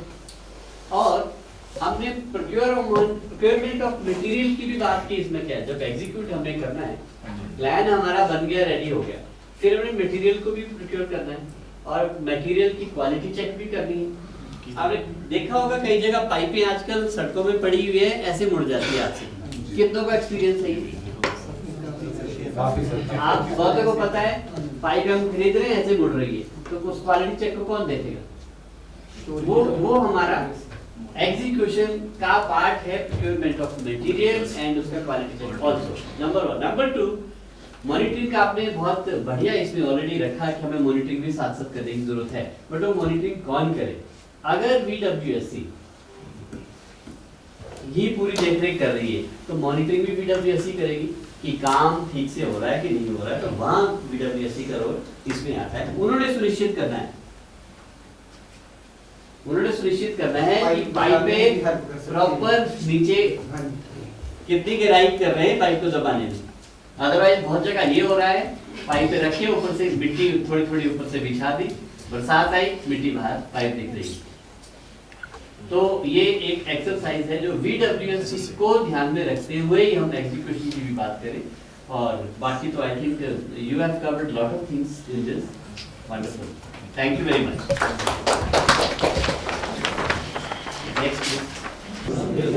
जो हमारे जज पैनल बैठा है आज, मैं उनको नमस्कार करता हूँ। जो हमारा ग्रुप नंबर 4 है, तो हमारा जो सब्जेक्ट दिया था वो है डिस्ट्रीब्यूशन का, वितरण का। आधा से ज़्यादा तो पहले क्लियर हो चुका है। जो ग्रुप नंबर 2 था और ग्रुप नंबर 3 और सर ने भी उसको मतलब पूरा उसके बारे में पूरा बारे में उसकी जानकारी सब आप सबको दे दी थी। तो जो मेन VWSC कमेटी का जो मेन काम है वो स्टोरेज टैंक से आगे है। उनका काम ही है कि पानी का वितरण करना। तो वितरण करने से पहले VWSC का काम क्या होगा? उनका काम होगा कि उस पंचायत में पॉपुलेशन कितनी है, घर कितने हैं, तो उनको कितना पानी देना है। पहली बात ये। तो जो मेन बात होगी वो स्टोरेज टैंक में पानी की होगी। जो हमारा तीसरा ग्रुप था एग्जीक्यूशन वालों का, उससे आगे मैं बात करूँगा कि मतलब जो पहले तो हमारे को पानी चाहिए टैंक में, उसके बाद ही हम आगे डिस्ट्रीब्यूशन करेंगे उसको। ठीक है जी। तो गांव में आपूर्ति के आधार पर प्रति व्यक्ति कितना लीटर पानी हमने प्रति व्यक्ति देना है। जैसा कि सरकार के द्वारा निर्धारित किया गया है कि 70 लीटर पर हेड और 10 लीटर पर हेड स्टूडेंट है, उसके हिसाब से हमने पानी वितरण करना है। तो पानी कैसा वितरण करना है? बिल्कुल शुद्ध। इसके लिए क्या करना है हमने? पहले तो हमने पानी की जांच करनी है। जो पानी की गुणवत्ता की जांच की जाती है कि पानी ठीक है कि गलत है। तो उसके बाद मतलब जो पंचायत की VWSC कमेटी होगी, उनका क्या काम होगा कि जो टैंक है उसकी मतलब सफाई जो 1 महीने में या 15-10 दिन में जो भी होती है वो करनी है। तो इसके साथ जो VWSC कमेटी का PLM मतलब पाइपलाइन मैन जो होगा, वो हर गांव में पाइप को चेक करेगा कि पानी समय पर आ रहा है कि नहीं आ रहा है, और इसको मतलब से इसका जो मेंटेनेंस है वो मतलब VWSC इसको देख लेगी। ये थोड़ा सा जो टॉपिक है डिस्ट्रीब्यूशन का, कि इतना मतलब हमारे जिस आपकी अध्यक्षता में हमने ये किया था। चलो बाकी ठीक है, धन्यवाद जी। कोई ऑब्जर्वेशन डिस्ट्रीब्यूशन को लेकर? सर आप लोग जी। जैसे मान लो किसी विलेज में पानी नहीं जा रहा, मतलब पानी वहाँ जा रहा है पर 2-3 घर आपको बोले पानी नहीं आ रहा है वहाँ में, ठीक है, तो फिर आप कैसे इंश्योर करेंगे कि मतलब वो झूठ बोल रहे हैं भैया? है आपके पास कुछ ऐसा भी? जो सर लाइन मैन रखा है वो चेक करेगा जाके। गलतियां ही लाइन मैन करते हैं उन्हीं को चेक करने भेजेंगे। ठीक है, आपका प्रश्न नहीं। गुड। आपको कुछ कहना? आपको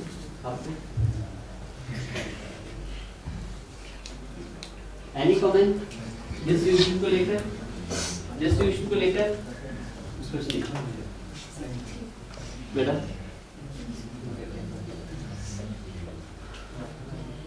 सर एक बात है, जिस तरह मैडम बोल रही है कि लाइन मैन पाइप मैन रखा जाए, तो जैसे में एक बात ये है कि ग्राम सभा एक लाइन मैन तभी रखेगी जब वो घरों से हम कलेक्शन करेंगे, और लाइन मैन बिना पैसे से काम तो नहीं करेगा। वो ग्राम PWSC आप जजमेंट की बात करेंगे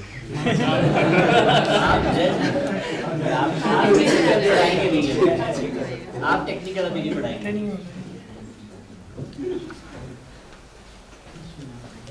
इनके सवाल पे आते हैं।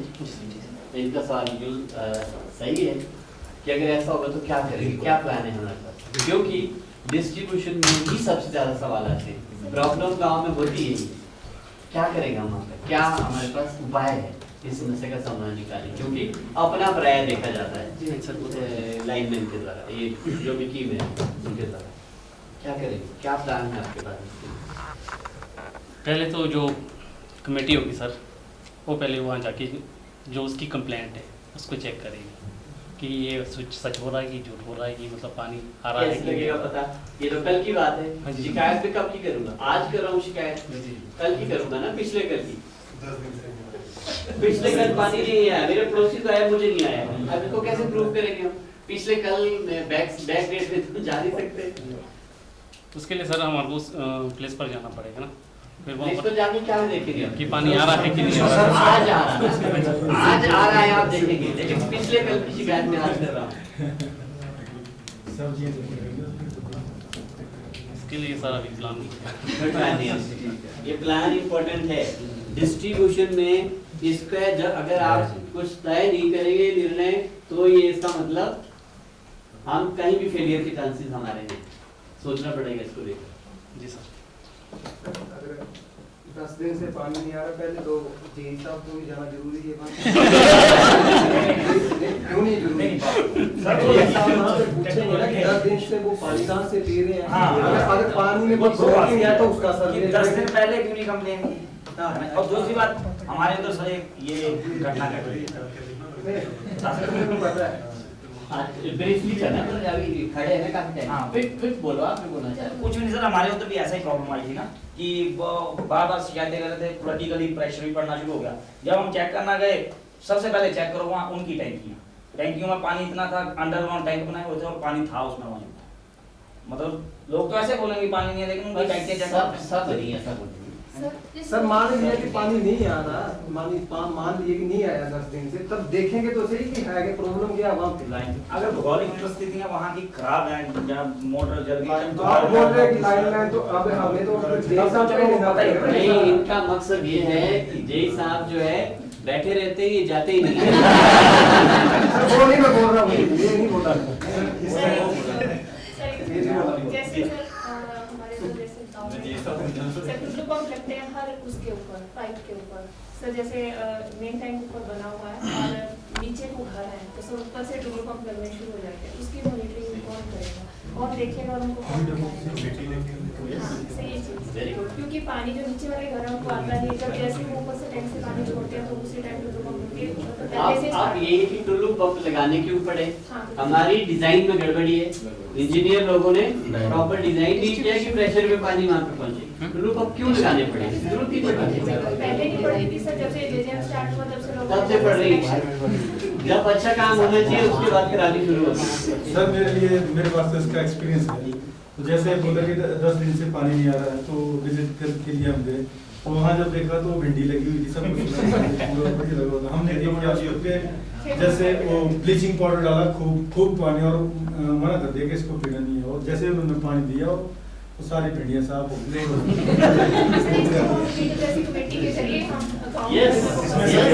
बीडब्ल्यूएससी का ही रोल है, पानी एक्स्ट्रा तो नहीं यूज हो रहा है, मिसयूज तो नहीं हो रहा है, गलत तो नहीं कर रहे, और राइट एंड इक्वल डिस्ट्रीब्यूशन करने का तरीका भी बीडब्ल्यूएससी नहीं ट्राई ये भी करते। समझा सकते हैं कि आप पानी जो है ग्राउंड लेवल पे तो आपके घर में आ ही रहा है, और आप टैंक बनाइए, नीचे बनाइए, फिर उसके बाद उसको लिफ्ट करिए ऊपर। ये चीज अगर किसी के ऊपर सर प्रॉब्लम ये आती, लोग होते हैं कि हमारे टैंकी में पानी नहीं चढ़ रहा है, इसलिए हमें ट्यूबल बनाना पड़ेगा। सर ये भी जैसे कमेटी की देखिए इसका सॉल्यूशन क्या हो सकता है? अगर हमने चलान में समझ आ नहीं है, मीटर तो बेस्ट है। मीटर का मतलब आपको तय करना है, अगर एक परिवार में 6 लोग रह रहे हैं, 6 लोगों को 600 लीटर पानी डेली देना है आपने, आप 600 लीटर पानी दे दो, बंद कर दो। ऐसा कोई डिवाइस होना चाहिए, मैनुअली तो हो नहीं पाएगा इतने लोगों के साथ। टेक्नोलॉजी अगर ऐसी हो जितने लोग हैं जितना उनको पानी देना है उतना पानी मिल जाए और ऑटोमेटिकली बंद हो जाए। ऐसा सिस्टम है तो डिस्ट्रीब्यूशन के सारे मुद्दे सॉल्व हो जाएगा। इसमें सोचना नहीं आएगा। स्टोरेज टैंक होना चाहिए। स्टोरेज टैंक तो होना ही चाहिए। वेरी गुड, चलो आपने प्रयास अच्छा किया है, थैंक यू वेरी मच। नमस्कार जी, ग्रुप नंबर 5 और हमारा जो टॉपिक है वो था ऑपरेशन एंड मेंटेनेंस, संचालन एवं रखरखाव। इसके लिए हमारा मेन ये रहता है कि जो भी इससे पहले टॉपिक डिस्कस हुए ग्रुप नंबर 1, 2, 3 और 4, ये डिपेंड करता है हमारा रखरखाव उनके ऊपर। इसके लिए जो हमारा अगर क्या कहते हैं प्लानिंग अच्छी हो और डिस्ट्रीब्यूशन अच्छा हो तो वो भी ठीक रहता है। अब इसमें ये था कि हमारा जो रखरखाव था इसके लिए पहले तो हमारे पंचायतों में, अभी जब हमारा जो विभाग जल शक्ति विभाग इसको हैंडल देख रहा है तो इसके लिए हमारे पास फिटर है, पंप ऑपरेटर है पंचायतों में। तो उनका ये है कि उसके लिए हमने पहले तो पंचायत में दिक्कत ये आती है कि हमारे अगर इन फ्यूचर कभी भी किसी भी लाइन में दिक्कत आती है या फिर टूट फूट होती है, कहीं भी पानी नहीं आता है, ये उस चीज़ के लिए रहता है। इसके लिए हमने एक जो विभाग द्वारा हर पंचायत के जो है operation and maintenance staff online किए होते हैं।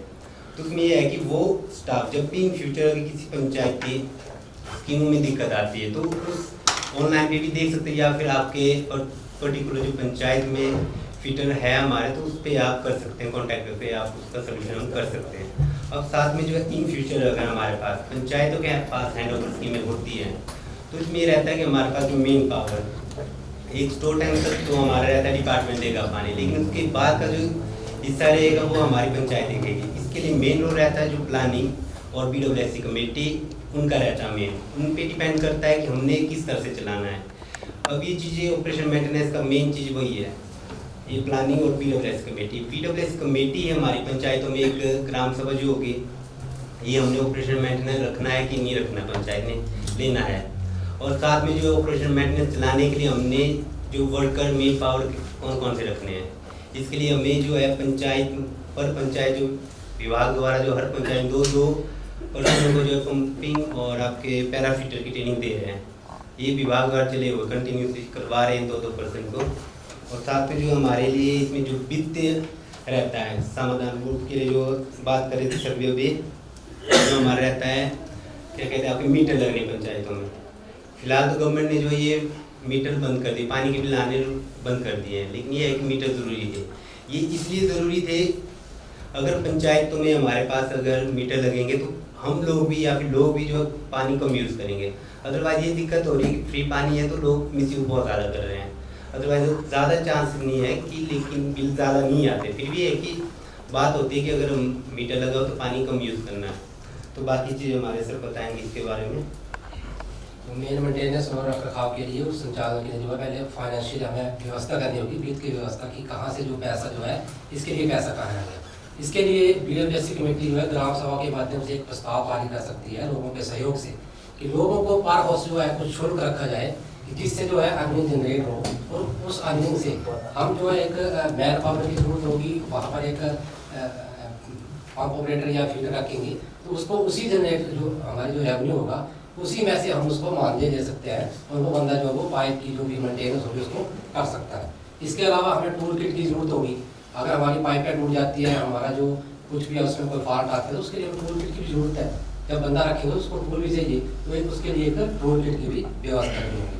और निरंतर निगरानी की, निरंतर निगरानी के लिए कि हमें देखना होगा कि हर घर में जो है पानी जो है प्रॉपर तरीके से पानी जा रहा है या नहीं जा रहा है। इसके लिए भी BWSC कमेटी जो है वो उसकी निगरानी रखेगी और साफ सफाई की व्यवस्था भी रखेगी, जिसके लिए सैनिटरी इंस्पेक्शन हम कर सकते हैं। इसके अलावा अगर हमारी लिफ्ट वाली स्कीम है जब तो उसके लिए बिजली की व्यवस्था भी करनी पड़ेगी। बिजली की आपूर्ति उसकी सप्लाई जो निरंतर जो वो लगातार होनी चाहिए।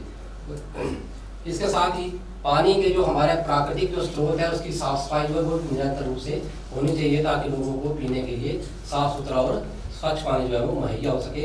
और इसके साथ ही जो एक पंचायतों में FT के जो किट दी गई है उस किट के माध्यम से पानी की गुणवत्ता की जाँच जो है वो भी करनी पड़ेगी ताकि लोगों के स्वास्थ्य जो हो ठीक और साफ सुथरा रहे। यस सर, लास्ट से ऑपरेशन मेंटेनेंस को लेकर ऑब्जर्वेशन। जी सर, ऑब्जर्वेशन कोई नहीं सर? नहीं। रिक्वायरमेंट कैसे होगी, मतलब कितने किलोमीटर डिस्ट्रीब्यूशन के बाद एक कोई मीटर चाहिए होगा, कैसे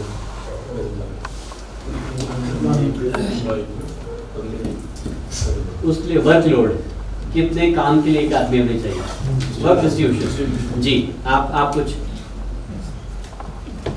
एनी ऑब्जर्वेशन, कोई ऑब्जर्वेशन? सर फंडिंग कहाँ से होगी इसकी? फंडिंग कहाँ से होगी बताया बोला लोगों से कैसे करेंगे जी पहले कलेक्ट करके ये बोले कि बिल माफ आप नहीं प्लीज जैसे ये बोल रहे हैं मीटर लगाए हैं सर, जो हमारा भौगोलिक ढांचा है वो ठीक नहीं है। मान लीजिए जो हमारा हिमाचल वाला एरिया है वो सारा ऊपर का है, एक घर 1 किलोमीटर है, दूसरा घर दूसरे किलोमीटर में है।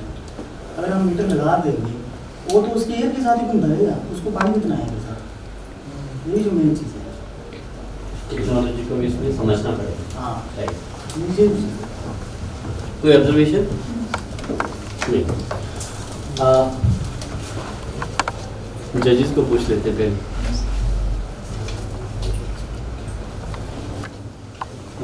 शांत है देश, हमारा शांत है, देश शांत है, जजेस शांत है तो देश शांत है। सर जो सर कह रहे थे बात कर रहे थे सर, और जो फंडिंग की बात थी उसके लिए पहले तो हमने ये बात की थी, जो हम बिल देंगे पानी का बिल, एक तो वहाँ से अर्निंग करेगी और ये है कि थोड़ी ये समाज सेवा भी ये रहेगी, क्योंकि जो कमेटी होगी उसके पास इतना फंड नहीं होगा पंचायत के पास, और साथ में जो है गवर्नमेंट द्वारा भी इसमें जो 90% पैसा गवर्नमेंट द्वारा दिया जाएगा रख रखाव के लिए, जो ऐसा नहीं बहुत ज़्यादा होगा पर 90% और 10% आपकी हमारी कम्युनिटी भी देगी। सरकार ने तो बिल माफ किया, नहीं सर अब तो माफ कर दिया ना, लेकिन ये है कि फिर भी रख रखाव जो पंचायत के हैंड ओवर होगी तो गवर्नमेंट को देना ही पड़ेगा, क्योंकि पंचायत के पास अर्निंग तो रहेगी नहीं जब तक इसमें, या फिर पंचायत की सहभागिता रहेगी ज़रूरी। और साथ में आपके जो सर कह रहे थे हमारे जो मीटर नहीं लगने हैं, बेसिक चीज़ है कि मीटर उसके लिए प्लानिंग पे फोकस करना पड़ेगा ज़्यादा, और लेकिन ये कि मीटर लगाना हमारे ख्याल से ज़रूरी है, जो मैं इसके लिए मैंने बता दिया था, क्योंकि मिसयूज़ ज़्यादा होता है। हमारे दिक्कत ये है कि पानी सबके पास होता है, ऐसा नहीं है कि कोई बिना पानी का आज तक कहीं कोई इंसान कोई फैमिली रह रही है, चाहे बेशक थोड़ा सा डिस्टेंस में ढो के ला रहे, मतलब उठा के लाते हैं, कुछ दिक्कतें रहती हैं। एक इनका सवाल था कितने फीटर चाहिए हमें, कितने? ये सर डिपेंड करता है सर, वो हमारे पास पॉपुलेशन या फिर जो हमारा स्टोर टैंक से नीचे का रहेगा हिस्सा वो रहेगा। मतलब इस पे भी हमें वर्कआउट करना पड़ेगा, कितने काम के लिए रख रखाव आदमी चाहिए हमें। यस रख रखाव मिनिमम तो एक तो चाहिए, मिनिमम एक से ज्यादा के लिए कितना वहाँ पे वर्कलोड होना चाहिए कि हम एक से ज्यादा सोचना पड़ेगा। वन ठीक है। सेकंड है ऑपरेशन एंड मेंटेनेंस में पैसे जो खर्च करने कमेटी करेगी। पाइप हमारी टूट गई, रेंच खरीदना है, सॉकेट लेना है, यूनियन खरीदना है, कमेटी है सर। लेकिन वो पैसा खर्च करने का तरीका वो कौन अप्रूव करेगा, कितना कहाँ से लेंगे, वो एक प्रैक्टिकल इशू कल के लिए आने वाला है। अगर इस स्थिति में हम जाते हैं कितना पैसा वो खर्च कर सकते हैं, उसकी अप्रूवल कौन देगा, आएगा कहाँ से, एक पार्ट है वो मोबिलाइजेशन का पार्ट है, लेकिन खर्च करने के लिए अकाउंटेबिलिटी, क्योंकि लोगों का पैसा अगर है तो लोगों को दिखाना भी पड़ेगा, आपको ट्रांसपेरेंट रहना पड़ेगा। तो ट्रांसपेरेंसी के लिए आपको एक इस्टेब्लिश प्रैक्टिसेस अडॉप्ट करनी पड़ेगी। इसके लिए सर जो हमारे पहले स्टार्टिंग ग्रुप शायद ये ग्रुप नंबर 1 ने जो डिस्क्राइब किया था उसमें ये था कि अकाउंट निकालेंगे और वो अकाउंट इसी चीज़ के लिए होगा सर, रख रखाव के लिए यूज जो अकाउंट बीडब्ल्यूएस कमिटी सर उसमें गाइडलाइन में ऐसा है कि सेंट्रल गवर्नमेंट को जो 15 वित्त आयोग है उसके लिए फंडिंग है वो सर 60 और 40 60 और 40 की रेशो है। यस सर, उसी के हिसाब से करना है। एक तरफ तो जो हमारी स्टेट गवर्नमेंट है उसने बोल दिया कि 10% बिल नहीं आएंगे, जो मेन चीज़ है। ऐसे जो ये जो है हमारा स्वच्छ भारत मिशन है उसके अंतर्गत भी जो हमारा पूरे का सिस्टम था उसके लिए वेस्ट मटेरियल को खत्म करने के लिए प्रोजेक्ट चलाया था। लोगों के घरों के ऊपर 50-50 रुपये या 20-20 रुपये के लिए ग्राम सभा के लिए ये वाले उद्योग उठाए थे। आज तक वो बड़े सक्सेस नहीं हो पाए हैं, जो मेन चीज़ है।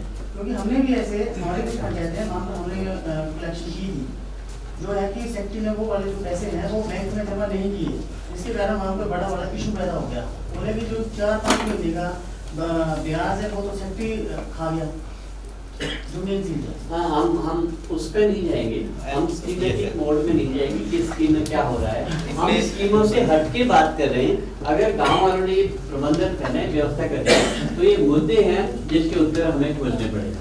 ये सर फिलहाल अभी तो क्योंकि डिपार्टमेंट के पास है, तो ये हेडिंग जो कह रहे हैं सर कि ये दिक्कतें आएगी जो अभी की हम बात ही नहीं कर रहे हैं, हम उस सिनेरियो की बात कर रहे हैं जब लोग इसका प्रबंधन कर रहे हैं। हम तो बात ही वही कर रहे हैं, चर्चा ही वही कर रहे हैं। अगर ऐसा होता है तो क्या तौर तरीके हमारे हों, उसकी हम बात कर रहे हैं। PWC कमेटी सर, क्योंकि मेन चीज में रोल रहेगा हमारा। Alright, fine, thank you very much, आपने अच्छा प्रयास किया। Next please, last. Good afternoon chairman and members. Group 6 की तरफ से नमस्कार सभी। हमारा जो टॉपिक है उसका नाम है सस्टेनेबिलिटी। जैसे कि हमारे अदर ग्रुप्स ने डिस्कस किया, जितनी चीजें हुई एग्जीक्यूट तक, ये चलो ठीक है, पानी सबको आ रहा है, पर कब तक हमारे सोर्सेज कब तक पानी देते रहेंगे? हमें उसकी तरफ आपका ध्यान खींचने जा रहा हूँ। पहली चीज़ है कि वाटर टेबल हमारा डाउन हो क्यों रहा है, उसके पीछे रीज़न क्या है? जैसे कि हमें पता है पॉपुलेशन बढ़ रही है, सेटलमेंट बढ़ रही है, अर्बनाइजेशन बढ़ रही है, तो कंजप्शन बढ़ रही है। कंजप्शन से हमारे जो सोर्सेज हैं उनसे जो उनका डिप्लीशन है वो कंटिन्यूसली हो रहा है। उसको कैसे रिचार्ज किया जाए, उस सोर्स को कैसे रिचार्ज किया जाए, हम उसको डिस्कस करते हैं। पहले कि जैसे जो भी हमारे विलेज हैं, जो भी हमारा ब्लॉक है, वहाँ पे कोई तालाब, बोरियाँ, कुएँ जो सूख चुकी हैं, उनको पहले चेक किया जाए, उनको लिस्टेड किया जाए। जो हमारे विलेज होते हैं, जो कमेटी बनाई गई है, वो उन्हें लिस्टेड करें और IPS जो भी डिपार्टमेंट से लिंक करके हमें बताएं और उनको रिचार्ज किया जाए। सेकेंड इज की construction of underground reservoir system, कि कमेटी गांव में जाए और लोगों को अवेयर करे कि आप अंडरग्राउंड रिजर्वायर सिस्टम बनाएं और नीचे से थोड़ा कच्चा रखा जाए ताकि पानी रिसाव करता रहे। उसके बाद ये हमारे हैंडपम्प्स, जो हमारे हैंडपम्प्स हैं, हैंडपम्प्स जो उनकी लाइफ है, अगर तो लाइफ खत्म होने के बाद उसके साथ कुछ सिस्टम लगा के उसे फिर रिचार्ज किया जाए, जैसे बरसात का पानी यूज करके या कोई और चीज़ यूज करके। ताकि जो बोरवेल हमारे डेड हो चुके हैं, जहाँ से पानी अब नहीं आ रहा और दूसरी जगह शिफ्ट किया जा रहा है, तो वो बहुत ही एक अच्छा तरीका है कि वहाँ पे पानी को फिल किया जाए, जो सीधा डायरेक्ट उनकी डेप्थ ज़्यादा होने के कारण वो सीधा वाटर टेबल में बहुत जल्दी जा सकते। उसके बाद फोकस किया जाए ग्रे वाटर मैनेजमेंट पे, जैसे कि हमारे ग्रुप ने डिस्कस किया पहले, ग्रे वाटर मैनेजमेंट को ट्रीट करके उसको सोक पिट बना के ताकि पानी ग्राउंड वाटर में जाए और ग्राउंड वाटर का लेवल थोड़ा अप हो। अब मेरे सहयोगी तेजू सिंह जी डिस्कस करेंगे। नमस्कार जी, आगे का पॉइंट है हमारे पास channelisation of rain water through trenches. हमारे हिमाचल में क्या है, सारा पहाड़ी इलाका है और पहाड़ी इलाकों में जो है पुराने ज़माने में भी जो पोखर या तालाब जो है पहाड़ों के ऊपर बनाए जाते थे, आज के ज़माने में वो बिल्कुल ख़त्म हो रहे हैं। इसलिए हमें जो है कमेटी के माध्यम से, पंचायत के माध्यम से कमेटी के माध्यम से जो है हमने लोगों को जागरूक करना है कि उन्हें इसी तरह के तालाब जो है पहाड़ों के ऊपर बनाना है, जिससे जो हमारे मवेशियों के लिए एक तो पानी रहेगा उसमें और साथ साथ में जो हमारा वाटर लेवल है, जो ग्राउंड वाटर लेवल है वो इंक्रीज होगा। और इसके लिए हमारे को जो है मतलब से इस तरह की नालियाँ जो है निकाल करके उस तालाब में डालनी होगी हमें। और दूसरा है हमारे पास check dam, construction of check dam भी हमें जो है नालों और गांव के साथ साथ जो तराई वाले क्षेत्र होंगे वहाँ पर चेक डैम का निर्माण करके हम जो पानी का बहाव है, तेज बहाव है रेन वाटर का, उसको हम रोक करके और पानी भूमिगत जल में उसको हम परिवर्तित कर सकते हैं। और एक लास्ट है हमारे पास प्लांटेशन पानी को के बहाव को रोकने के लिए और ग्राउंड वाटर को बढ़ाने के लिए बहुत ज़रूरी है। तो हमने पंचायतों के माध्यम से और फॉरेस्ट डिपार्टमेंट की हेल्प के माध्यम से जो हमने जितने भी हमारे खाली क्षेत्र पड़ते हैं पहाड़ों में या जो खाली जगह पड़ती है हमारे गांव के साथ, वहाँ पर जो हमने प्लांटेशन करनी है ताकि ज़्यादा से ज़्यादा पानी हमारा कंजर्व हो और हमारे वाटर सोर्सेज जो है रिचार्ज हो सके। आगे डिस्कस करेंगे। धन्यवाद सर। मैं थोड़ा सा बता देना चाहता हूँ, थोड़ा सा फ्लैशबैक में लेके जाना चाहता हूँ आपको। जैसे कि हमारे पूर्वज थे, मैं आज भी समझता हूँ कि हमसे बढ़कर हमारे पूर्वज जो थे वो बहुत समझदार थे। आज का युग जो है वो एंड्रॉयड युग है। हमारी कोई भी जानकारी जो होती है वो फेसबुक के माध्यम से, व्हाट्सएप के माध्यम से या स्पेशली रीड के माध्यम से लोगों तक पहुंच रही है, अभी अभी लाइव जा रही है, हमारी जानकारी जा रही है। लेकिन उस समय फेसबुक व्हाट्सएप कुछ भी नहीं होता था। लेकिन उन पूर्वज को देख लीजिए कि हमारे पूर्वज जो थे हमें लेकर कितने मतलब गहन थे। उन्होंने क्या किया, जैसे मेरे बड़े भाई ने बताया कि उन्होंने जैसे मान लो कि उस टाइम पे उन्होंने कुएं बनाए, खड्डे बनाए, जब पानी को बचाने के लिए हर जो उनकी कोशिश थी। हालांकि उस टाइम पे कोई भी टेक्नोलॉजी नहीं होती थी, जब कुछ भी नहीं होता था, फिर भी वो लगातार पानी को बचाए रखने के कार्य करते रहते थे। ये हमारे लिए बहुत ही मतलब गर्व की बात है, हमारे पूर्वज ने हमारे लिए पानी बचा के रखा है। जैसे हमारे एक साइंस के शोध के अनुसार हमारी साइंस कहती है कि 2050 में क्या होगा कि हमारे पास पानी की इतनी कमी हो जाएगी, पानी की जो मांग ज्यादा होगी लेकिन पानी जो है हमारे पास कम होगा, और विश्व युद्ध जो है वो इसी के ऊपर छिड़ने वाला। तो सबसे बड़ा टॉपिक, किसी घर में 10 लीटर पानी जा रहा है, किसी घर में 5 लीटर पानी जा रहा है, किसी के घर में 50,000, किसी 100,000, 600 भी जा रहा है लीटर पानी, वो मायने नहीं रखेगा। मायने क्या रखेगा कि पीने योग्य पानी जा रहा है, मायने क्या रखेगा कि जो पानी जा रहा है वो क्वालिटी वाला है, मायने क्या रखेगा कि जिस तरह से जो पानी है वो धरती का खून है। अगर जिस तरह से हम उस धरती के खून को निकाल रहे हैं, उसका दोहन कर रहे हैं और उसके बाद हम उसको मिसयूज कर रहे हैं, अगर हम उसको दोबारा से उसके ब्लड को हम दोबारा से रिचार्ज नहीं करेंगे तो ये निरंतर जो है वो हमारी पृथ्वी जो है खाली हो जाएगी। उसका हम दोहन करते हैं, बहुत हमारा मतलब 3 भाग जो है वो पानी है हमारी पृथ्वी में, लेकिन उसमें से बहुत कम, जैसे 0.0002% पानी जो है वो हमारा पीने के लायक है। वो भी हमें कोई बर्फ के रूप में मिलता है या दूसरे अपने नमकीन पानी के रूप में मिलता है। तो इस पानी को अगर हम जोड़कर नहीं रखेंगे, अब अगर हम उसको इकट्ठा करके नहीं रखेंगे, हम अपनी धरती को रिचार्ज मतलब सस्टेन करके नहीं रखेंगे, तो ये निरंतर इसकी जो ग्राउंड वाटर स्तर है वो गिरता जाएगा। दूसरी बात, जैसे मैं अभी 22 मार्च को हमारा वर्ल्ड वाटर डे था, तो उस दिन मैं न्यूज पे सुन रहा था, तो इजराइल एक देश है, माफ करना मैं दूसरे देश की बात कर रहा हूँ, पहले हमें अपने घर की समस्या को सॉल्व करना चाहिए था, तो करना चाहिए। लेकिन मैं बताता हूँ कि जो इजराइल है, इजराइल देश ने अपनी क्या करता है वो कि 80% जो घरेलू पानी होता है ना, जो घर का पानी यूज करने के बाद वेस्ट हो जाता है, वो 80% पानी का ट्रीटमेंट करके उसको दोबारा से कृषि योग्य बनाने के लिए उसको यूज करते हैं। ठीक है, और उसके बाद क्या होगा, हम मान लो कि हम पानी का बचाव कैसे कर सकते हैं।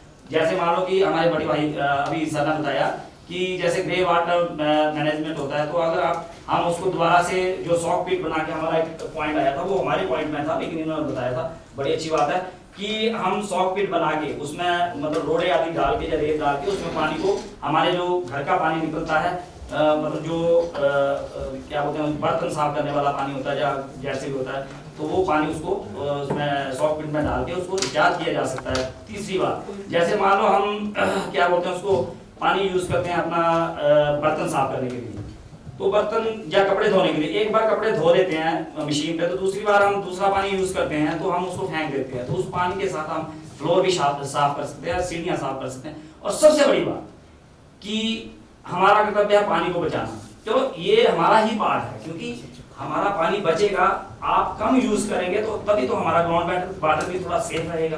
तो ये भी मैं इसी में पॉइंट में करना चाहूंगा, मतलब जोड़ना चाहूँगा कि सभी जो है ये इस बात को समझते हैं कि पानी जो है उसको हम भगवान के रूप में देखते हैं, पानी को हम भगवान के ऊपर भी चढ़ाते हैं। तो पानी से बढ़कर, जब मैं शुरू में लगा था, मैंने बोला सर हमारी तो कोई वैल्यू नहीं है, कुछ नहीं है, एसडीओ साहब थे हमारे, तो वो हमारी बात हुई, तो बोलते, मैंने बोला क्या नौकरी है, उन्होंने बोला कि यार आपको किसने बोला कि नौकरी ऐसी है, बोलता पानी के बिना लोग जीवित रह नहीं सकते, एक दिन रहेंगे 2 दिन रहेंगे, तो ये हमारी वैल्यू है। तो मैं इसी के साथ विराम करना चाहूंगा। जजेस को मेरा नमस्कार, धन्यवाद, जय हिंद, जय बताइए जी, कुछ एडिशन, कुछ सजेशन आपका? कुछ सस्टेनेबिलिटी पे बात कीजिए ना। सस्टेनेबिलिटी जो हमने भी सस्टेन, हमारी ह्यूमन जनरेशन भी रहेगी कि नहीं, सस्टेन करेंगे कि नहीं हम, बोलिए कुछ आप जजेस। सर सस्टेनेबिलिटी तो एक बहुत बड़ा इशू है, कुछ आपकी तरफ से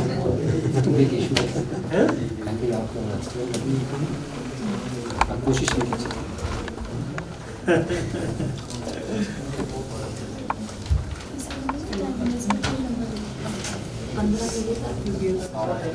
सस्टेनेबिलिटी एक बहुत बड़ा इशू है जिसपे बोलने लगे तो कई दिन बोलते रहे। मेरे को लगता है सस्टेनेबिलिटी में जो सबसे बड़ा इशू जो है दैट इज आवर लाइफस्टाइल। आपने बहुत अच्छा सुंदर शब्दों में कहा कि हमारे बुजुर्ग थे और वो उनका लाइफस्टाइल वाकई से बहुत सस्टेनेबल थे। जैसे जैसे हम बढ़ते गए आगे तो शायद सस्टेनेबल डेवलपमेंट या सस्टेनेबिलिटी का इशू किताबों में बढ़ता गया और जीवन में घटता गया। प्रैक्टिकली मेरे ख्याल ऐसा ही हुआ कुछ। अगर वॉशिंग लेना है तो मेरा सस्टेनेबल लाइफस्टाइल भी तो होना चाहिए ना। कपड़े पहले शायद कम होते थे, हाथ से धोते थे, नदियों का पानी ज्यादा यूज करते थे, बाहर ही जाते थे। नहीं, नदियों का भी करते होंगे, चलो उसमें भी कोई इशू होगा, लेकिन सस्टेनेबल लाइफस्टाइल सस्टेनेबिलिटी के लिए बहुत बड़ा इशू है। हमें क्या लगता है ऐसा कि चलो हमने ये आपने बहुत अच्छी सजेशन दी कि चेक डैम्स बनाए, ट्रेंचिंग करें और रिचार्जिंग करें, ये सब बहुत अच्छा है, लेकिन सस्टेनेबल लाइफस्टाइल जब तक नहीं होगे तो क्या सस्टेनेबिलिटी रहेगी? तो हमको मतलब जब हम इस विषय पे आए, जब BWC या आप लोग उन लोगों को समझाएं तो थोड़ा सा सस्टेनेबल लाइफस्टाइल्स के बारे में भी बात करें। जब तक हम सस्टेनेबिलिटी को पूरी तरह से नहीं समझेंगे तब तक सस्टेनेबिलिटी किसी भी रिसोर्स में नहीं आ पाएगी। मुझे एक चीज बताइए कि सस्टेनेबल, एक कहते हैं सस्टेनेबल डेवलपमेंट, और ये भी सस्टेनेबल डेवलपमेंट का ही एक पार्ट है। जो हम कर रहे हैं, जो हमारे इशू आ रहे हैं कि पानी कम हो रहा है, रिचार्ज करने हैं रिसोर्सेज, और ताकि वो एक्चुअली उसमें बेसिक इशू क्या है, हमारे पूर्वजों ने तो शायद हमको उतना दे दिया जितना हमको चाहिए, मतलब नेक्स्ट जनरेशन क्या हम दे पाएंगे अगली जनरेशन? जिस तरह से इंडस्ट्रियलाइजेशन हो रही है, जिस तरह से हमारे लाइफस्टाइल चेंज हो रहे हैं, तो क्या हम दे पाएंगे? नहीं दे पाएंगे। तो इसलिए बहुत अच्छा है, ये बहुत अच्छी आपने सजेशन दी। लेकिन जब भी हम लोगों की सहभागिता की बात करें और लोगों से लाइफस्टाइल्स की बात करें, अब समय आ गया है कि हम अपने लाइफस्टाइल्स की भी बात करें सस्टेनेबल डेवलपमेंट के लिए, ताकि हम अपनी आने वाली जनरेशन को कम से कम उतना देके जाए जितना जरूरत होगी, जितना हमने यूज किया उतना, हालांकि हमें बढ़ा के देना चाहिए। क्योंकि देखो हम सब लोगों को, हमारे पास अगर पेंटें 2 होती थी कॉलेज टाइम में, तो हमने अपने बच्चों को 6 दे दी। हमने ज्यादा दिया, लेकिन रिसोर्स इनको हम कम करते जा रहे हैं। वो अगली जनरेशन के लिए शायद हम उतना ना दे पाए जितना हमारे पास था। आप देखो पेड़ों की बात कितने काटते हैं, तो वो भी एक सस्टेनेबल डेवलपमेंट का एक पार्ट है, पानी को रिचार्ज करने का पार्ट है, कैचमेंट को ट्रीटमेंट करने का एक पार्ट है। क्या वो इसका पार्ट है? एक बहुत बड़ा पार्ट नहीं हो सकता। अब जो हमारे जो जल के जो स्रोत हैं, वो बहुत सारे लोग रिपोर्ट करते हैं कि सूख रहे हैं, तो वो सस्टेनेबल क्यों नहीं रहे? या तो हमारे लाइफस्टाइल के कारण, या वहाँ पे हमने कंस्ट्रक्शंस कर दी, या हमने डिस्ट्रॉय कर दिया, या हमने माइनिंग कर दी और डिफरेंट ऑपरेशंस कर दिए। किए, करने चाहिए भी थे, लेकिन जो उसको बचाने के लिए, उन सोर्सेज को बचाने के लिए हमको करना चाहिए था, वो हमने नहीं किया। जीवन में हम आगे बढ़ने के लिए तो हमने कर लिया कि ये मेरी डिमांड्स है, ये मेरे को चाहिए। अब जब पानी का इशू, जब आपने कहा कि अगली जो लड़ाई होगी वो पानी की, तो क्या हमारे पास अभी ऐसा समय है कि हम इसको ना आने दें ऐसी स्टेज?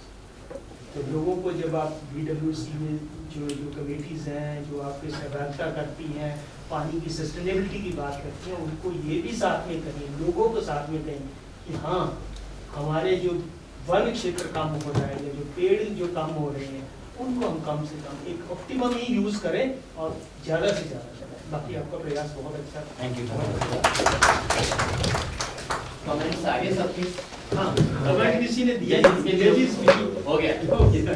सस्टेनेबिलिटी के लिए टेक्निकली तो गुप्ता साहब ने बहुत बढ़िया से भी बात कही है, पर सस्टेनेबिलिटी हमें दो तरह की देखनी बड़ी जरूरी है। एक तो है रिसोर्स वाइज, जो बात अभी हो गई है, दूसरी है एडमिनिस्ट्रेटिव सस्टेनेबिलिटी। मान लीजिए पानी आपके पास भरपूर है, आ रहा है, सब जगह से आ रहा है, बाद में डिस्ट्रीब्यूशन गड़बड़ हो गया, लाइनें ठीक से मेंटेन नहीं हुई, भाई भतीजावाद शुरू हो गया, वो सस्टेनेबिलिटी वहां खत्म हो गई, ऑब्जेक्टिव तो डिफीट हो गया हमारा। तो जब तक हमारी सस्टेनेबिलिटी एडमिनिस्ट्रेटिव लेवल पर भी नहीं है, तब तक रिसोर्स वाली सस्टेनेबिलिटी भी नहीं सुनिश्चित करेगी इक्वी डिस्ट्रीब्यूशन ऑफ पानी को दे सके। तो वहां कैसे हो सकता है?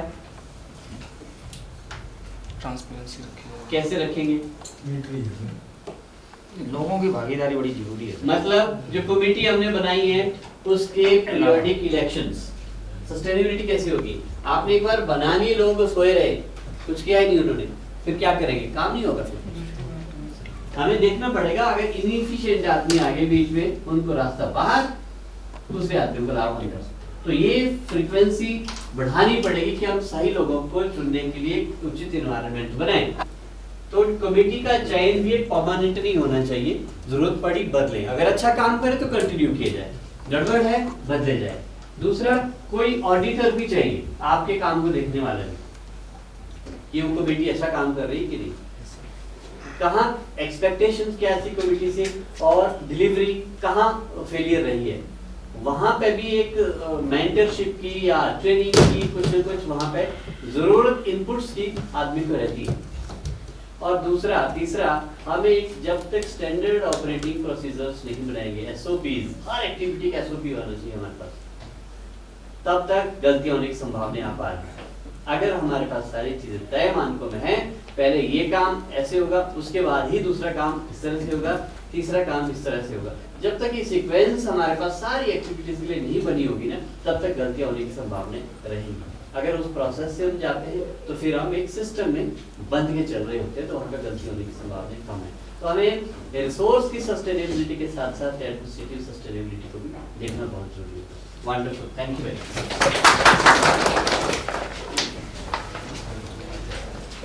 अब जजेस से रिक्वेस्ट है कि आपके पास 5 मिनट है, 5 मिनट में आप अपनी जजमेंट को लिखो और कंसोलिडेट करो, कौन फर्स्ट है उस तक भी पहुंचो। आपके लिए 5 मिनट है। क्लियर द जजेस प्लीज।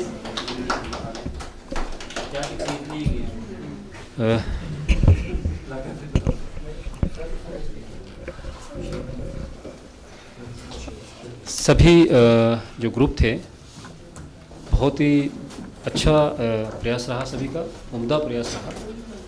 और जो भी विषय थे अपने अपने सभी के अपने जो ग्रुप में जो विषय दिए गए थे आप लोगों को, तो बहुत ही अच्छे तरीके से आप लोगों ने रिप्रेजेंट किए।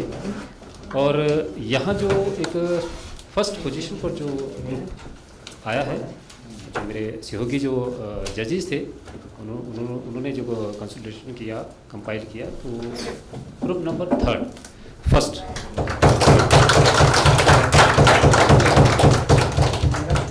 इनाम भी दे दिया जाए। ग्रुप नंबर 3 आ सकते हैं प्लीज, अपने इनाम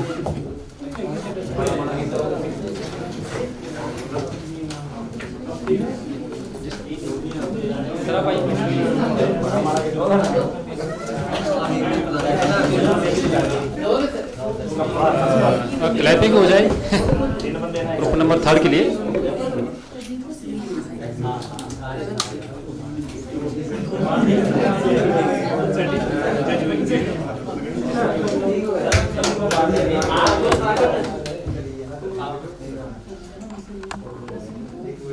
many congratulations।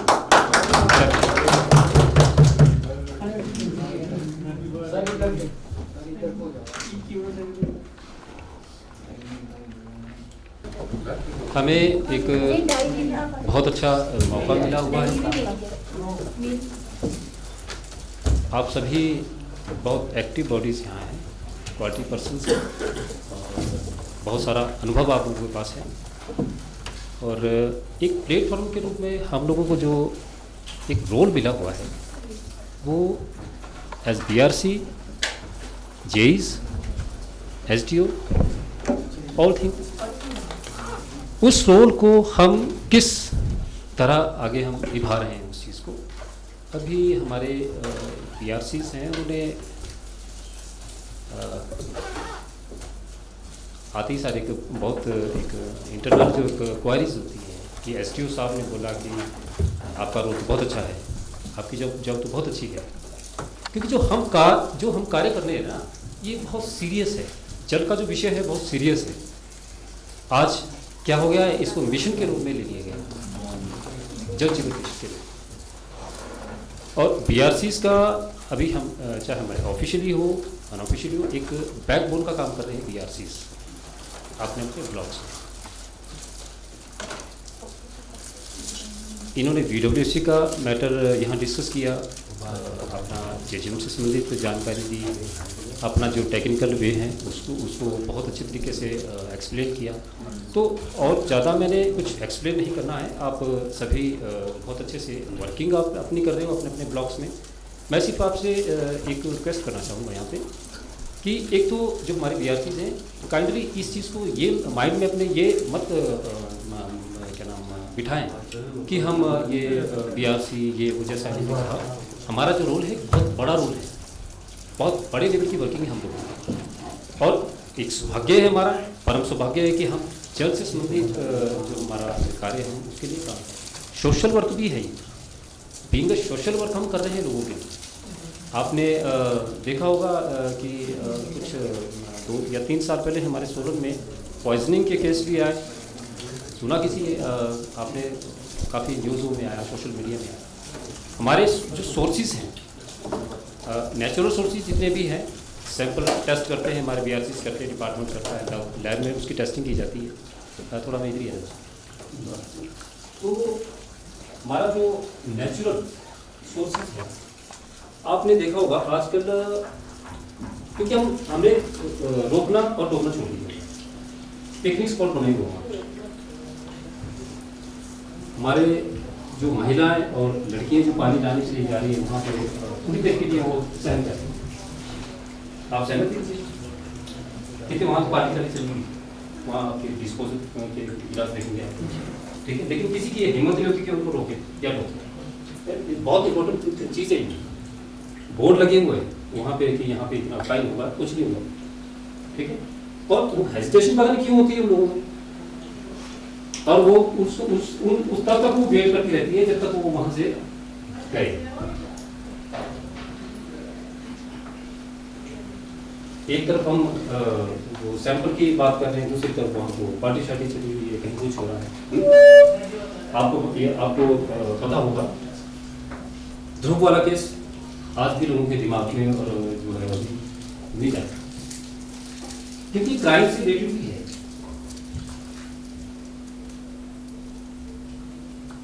किसी को कोई पता नहीं क्या हो रहा है। अब उसी पानी को पी रहे हैं, हड्डी तक गड़ गई उस बच्चे की। हमारे जितने भी सोर्स है, आपने देखा होगा गांव में वैक्सीन होता है, वहाँ पे टैक्स बहुत बने होते हैं, छोटे बड़े जो भी होते हैं, थोड़ा साइड में होते हैं। और कई बार ये वहाँ पे क्या होता है कि वो ढक्कन नहीं होता, ओपन नहीं होते, अगर होगा भी तो विदाउट लॉक होगा। इसके बाद ना सभी जगह लोग ही लगे हैं। नहीं, आप लगे होंगे, बहुत अच्छी बात है। लेकिन एक रोल की मैं बात कर रहा हूँ ना, कि हमारा काम सिर्फ टेस्टिंग तक ही नहीं है। कमेटी बना दी, ये कर दिया, वो कर दिया, और थिंग ओके, ठीक है, हमें पता है। मुझे ज़्यादा आपका एक्सप्लेन करने की जरूरत नहीं, क्योंकि ऑलरेडी आपको वो चीज़ पता है। हमारा मेंस सभी चीज़ों पर हम वर्किंग कर रहे हैं। कहीं पीड़िया हो रहा है कि गाँव में पूरे हाँ जी वहाँ किट से टेस्टिंग करो जी, वहाँ ये हो गया, वहाँ वो हो गया, ठीक है। तो हमारा जब तक हम रोकेंगे नहीं, टोकेंगे नहीं, ठीक है, तब तक बात बनने वाली नहीं है।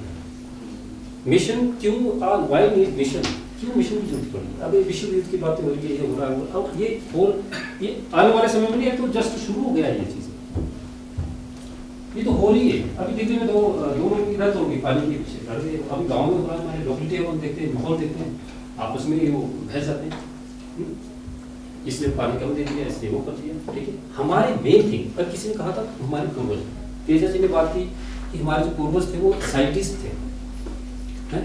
आप आपके हमारे हिमाचल में जो हमारी संस्कृति है, जो कल्चर है, वो बहुत रिच है, बहुत उमदा जिसको हम बोल सकते हैं। उस हमारे सवेरे उठना, उन्होंने फिर पानी जब लाते थे तो वहाँ पे वो जूते आधी साइड में होती, फिर पानी भरा जाएगा। एक रिस्पेक्ट, हमारा जो सोर्स, वो चीज़ कहीं ना कहीं उसका डाउनफॉल होता गया। लेकिन हम फिर उसी रेंज में हम फिर आ रहे हैं।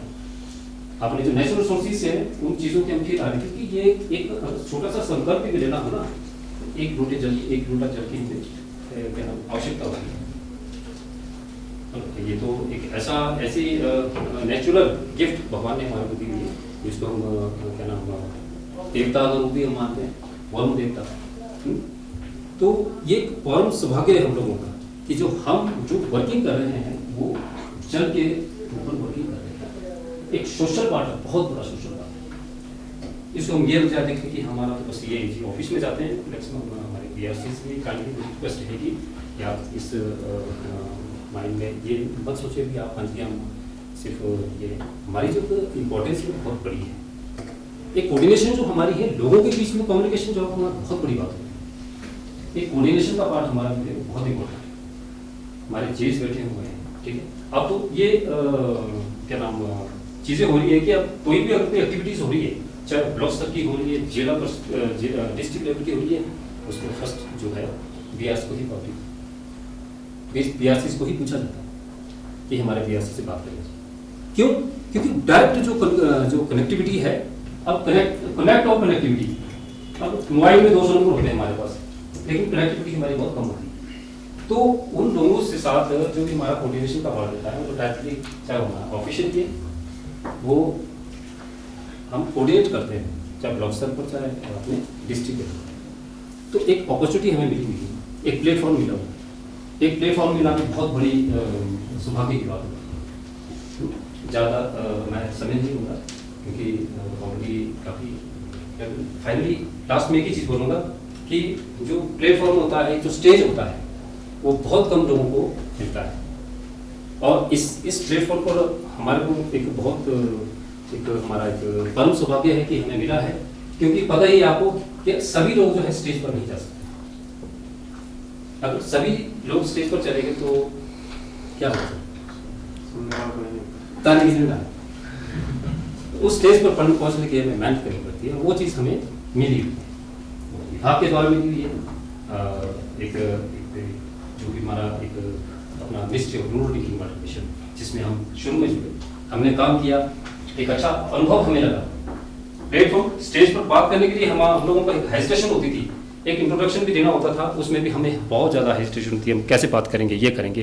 तो इस प्लेटफॉर्म ने बहुत कुछ दिया हुआ है। अदर NGOs में भी काम करने का मौका मिला, या हम इस डिपार्टमेंट में काम कर रहे हैं BRC, तो ये हमारे लिए परम सौभाग्य की बात है। मैं स्पेशली सर का थैंक्स करना चाहूँगा कि उन्होंने आज स्पेशली मुझे यहाँ बुलाया, और आप लोगों के बीच में मेरे पुराने साथी भी यहाँ मिले हुए, मुझे वो भी खुशी है भी, चलो बहाने से आप लोगों से मिलना भी हो गया। और ज़्यादा ना कहता हुआ मैं अपने शब्द को विराम देता हूँ। Thank you. Thank you very much for your lovely words. एक बात जो इन्होंने कही जो यहाँ लगती है, ध्रुव के केस की बात की, एक बच्चा मारा किसी ने, टैंक में डाला और उस टैंक का सारे पानी पीते रहे। क्या कमी थी? क्योंकि पानी वालों ने टैंक तक नहीं गए, टैंक में देखा नहीं कि टैंक हमारा है कैसा।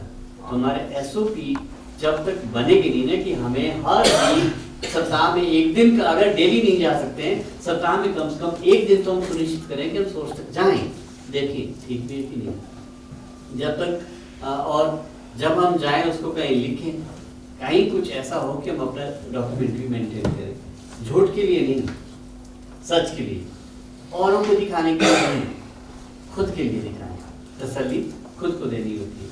क्योंकि जवाबदेही सबसे पहले स्वयं की होनी चाहिए।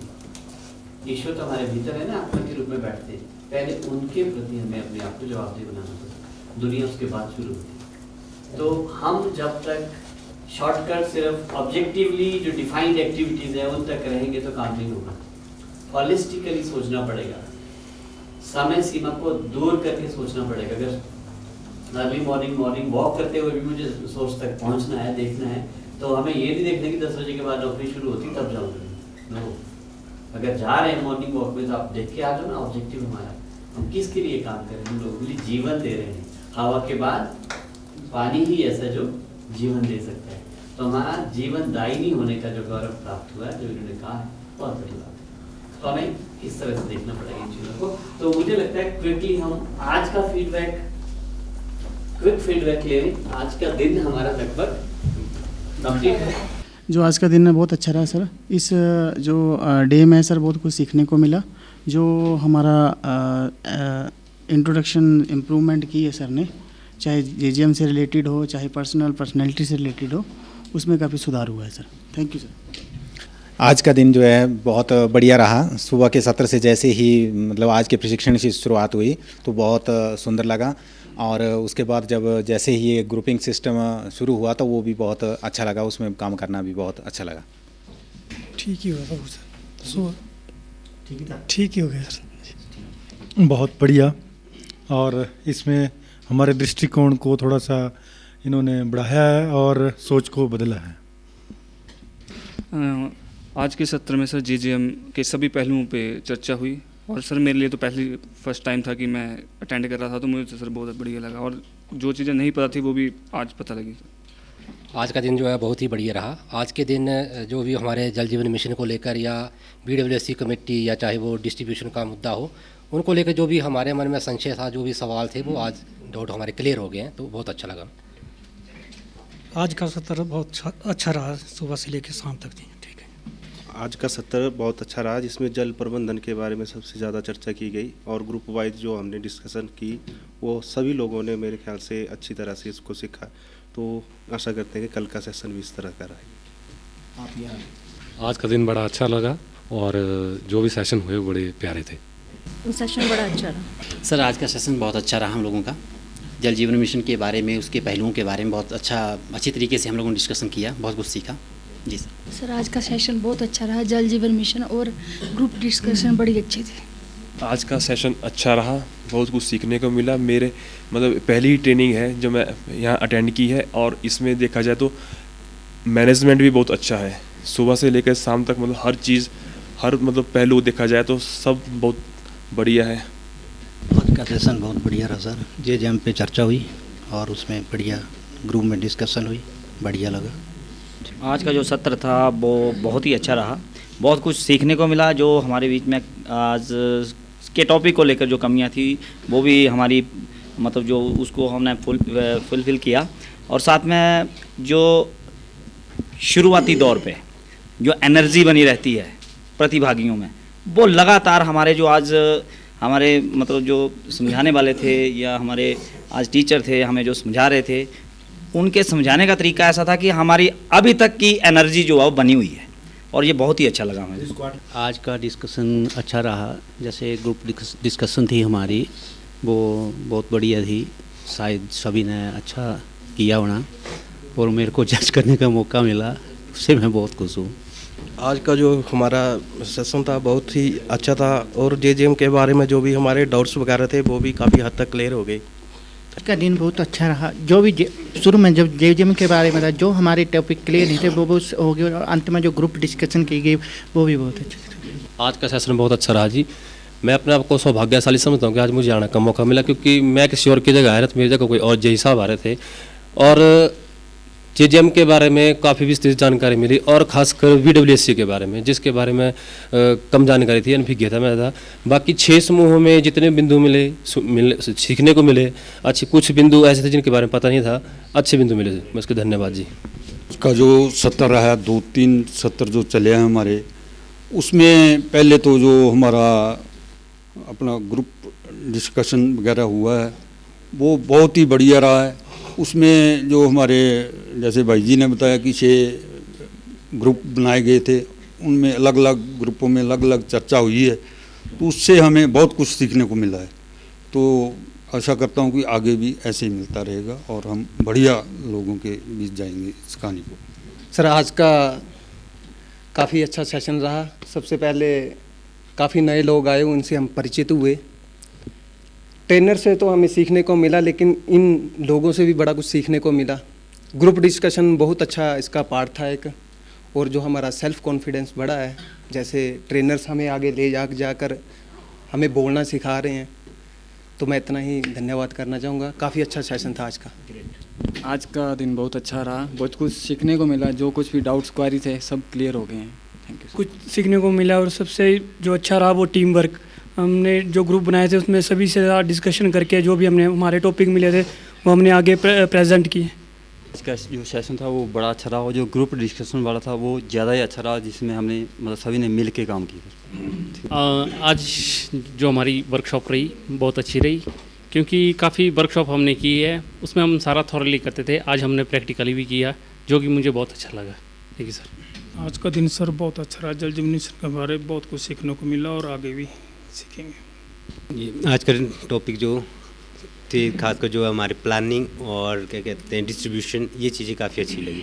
बाकी आज का सत्र बहुत अच्छा था। आज का सत्र बहुत बेहतरीन था। जेजेएम के ऑब्जेक्टिव्स की डिस्कशन हुई, टेक्निकली इंप्लीमेंट करने में काफ़ी हेल्प होगी इसकी। आज का दिन बहुत अच्छा रहा। जितने भी पहलुओं पर हमने चर्चा की और सुना वो सभी अच्छे थे, बहुत अच्छा लगा आज का सेशन काफ़ी अच्छा था और VWC के काफ़ी पॉइंट्स क्लियर हुए।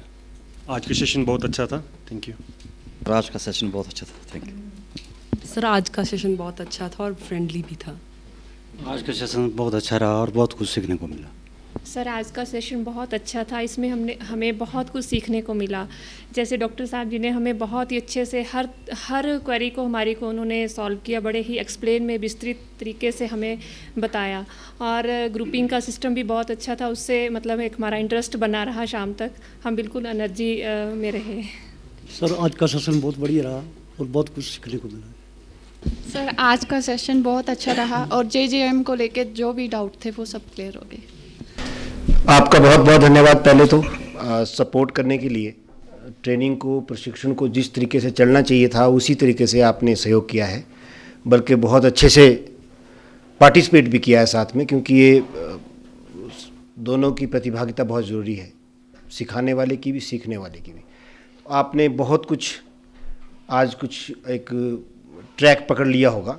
3 दिन और है अभी, तो उसमें बहुत सारी बातें होनी है, उसके लिए भी हमारे को तैयारी करनी है।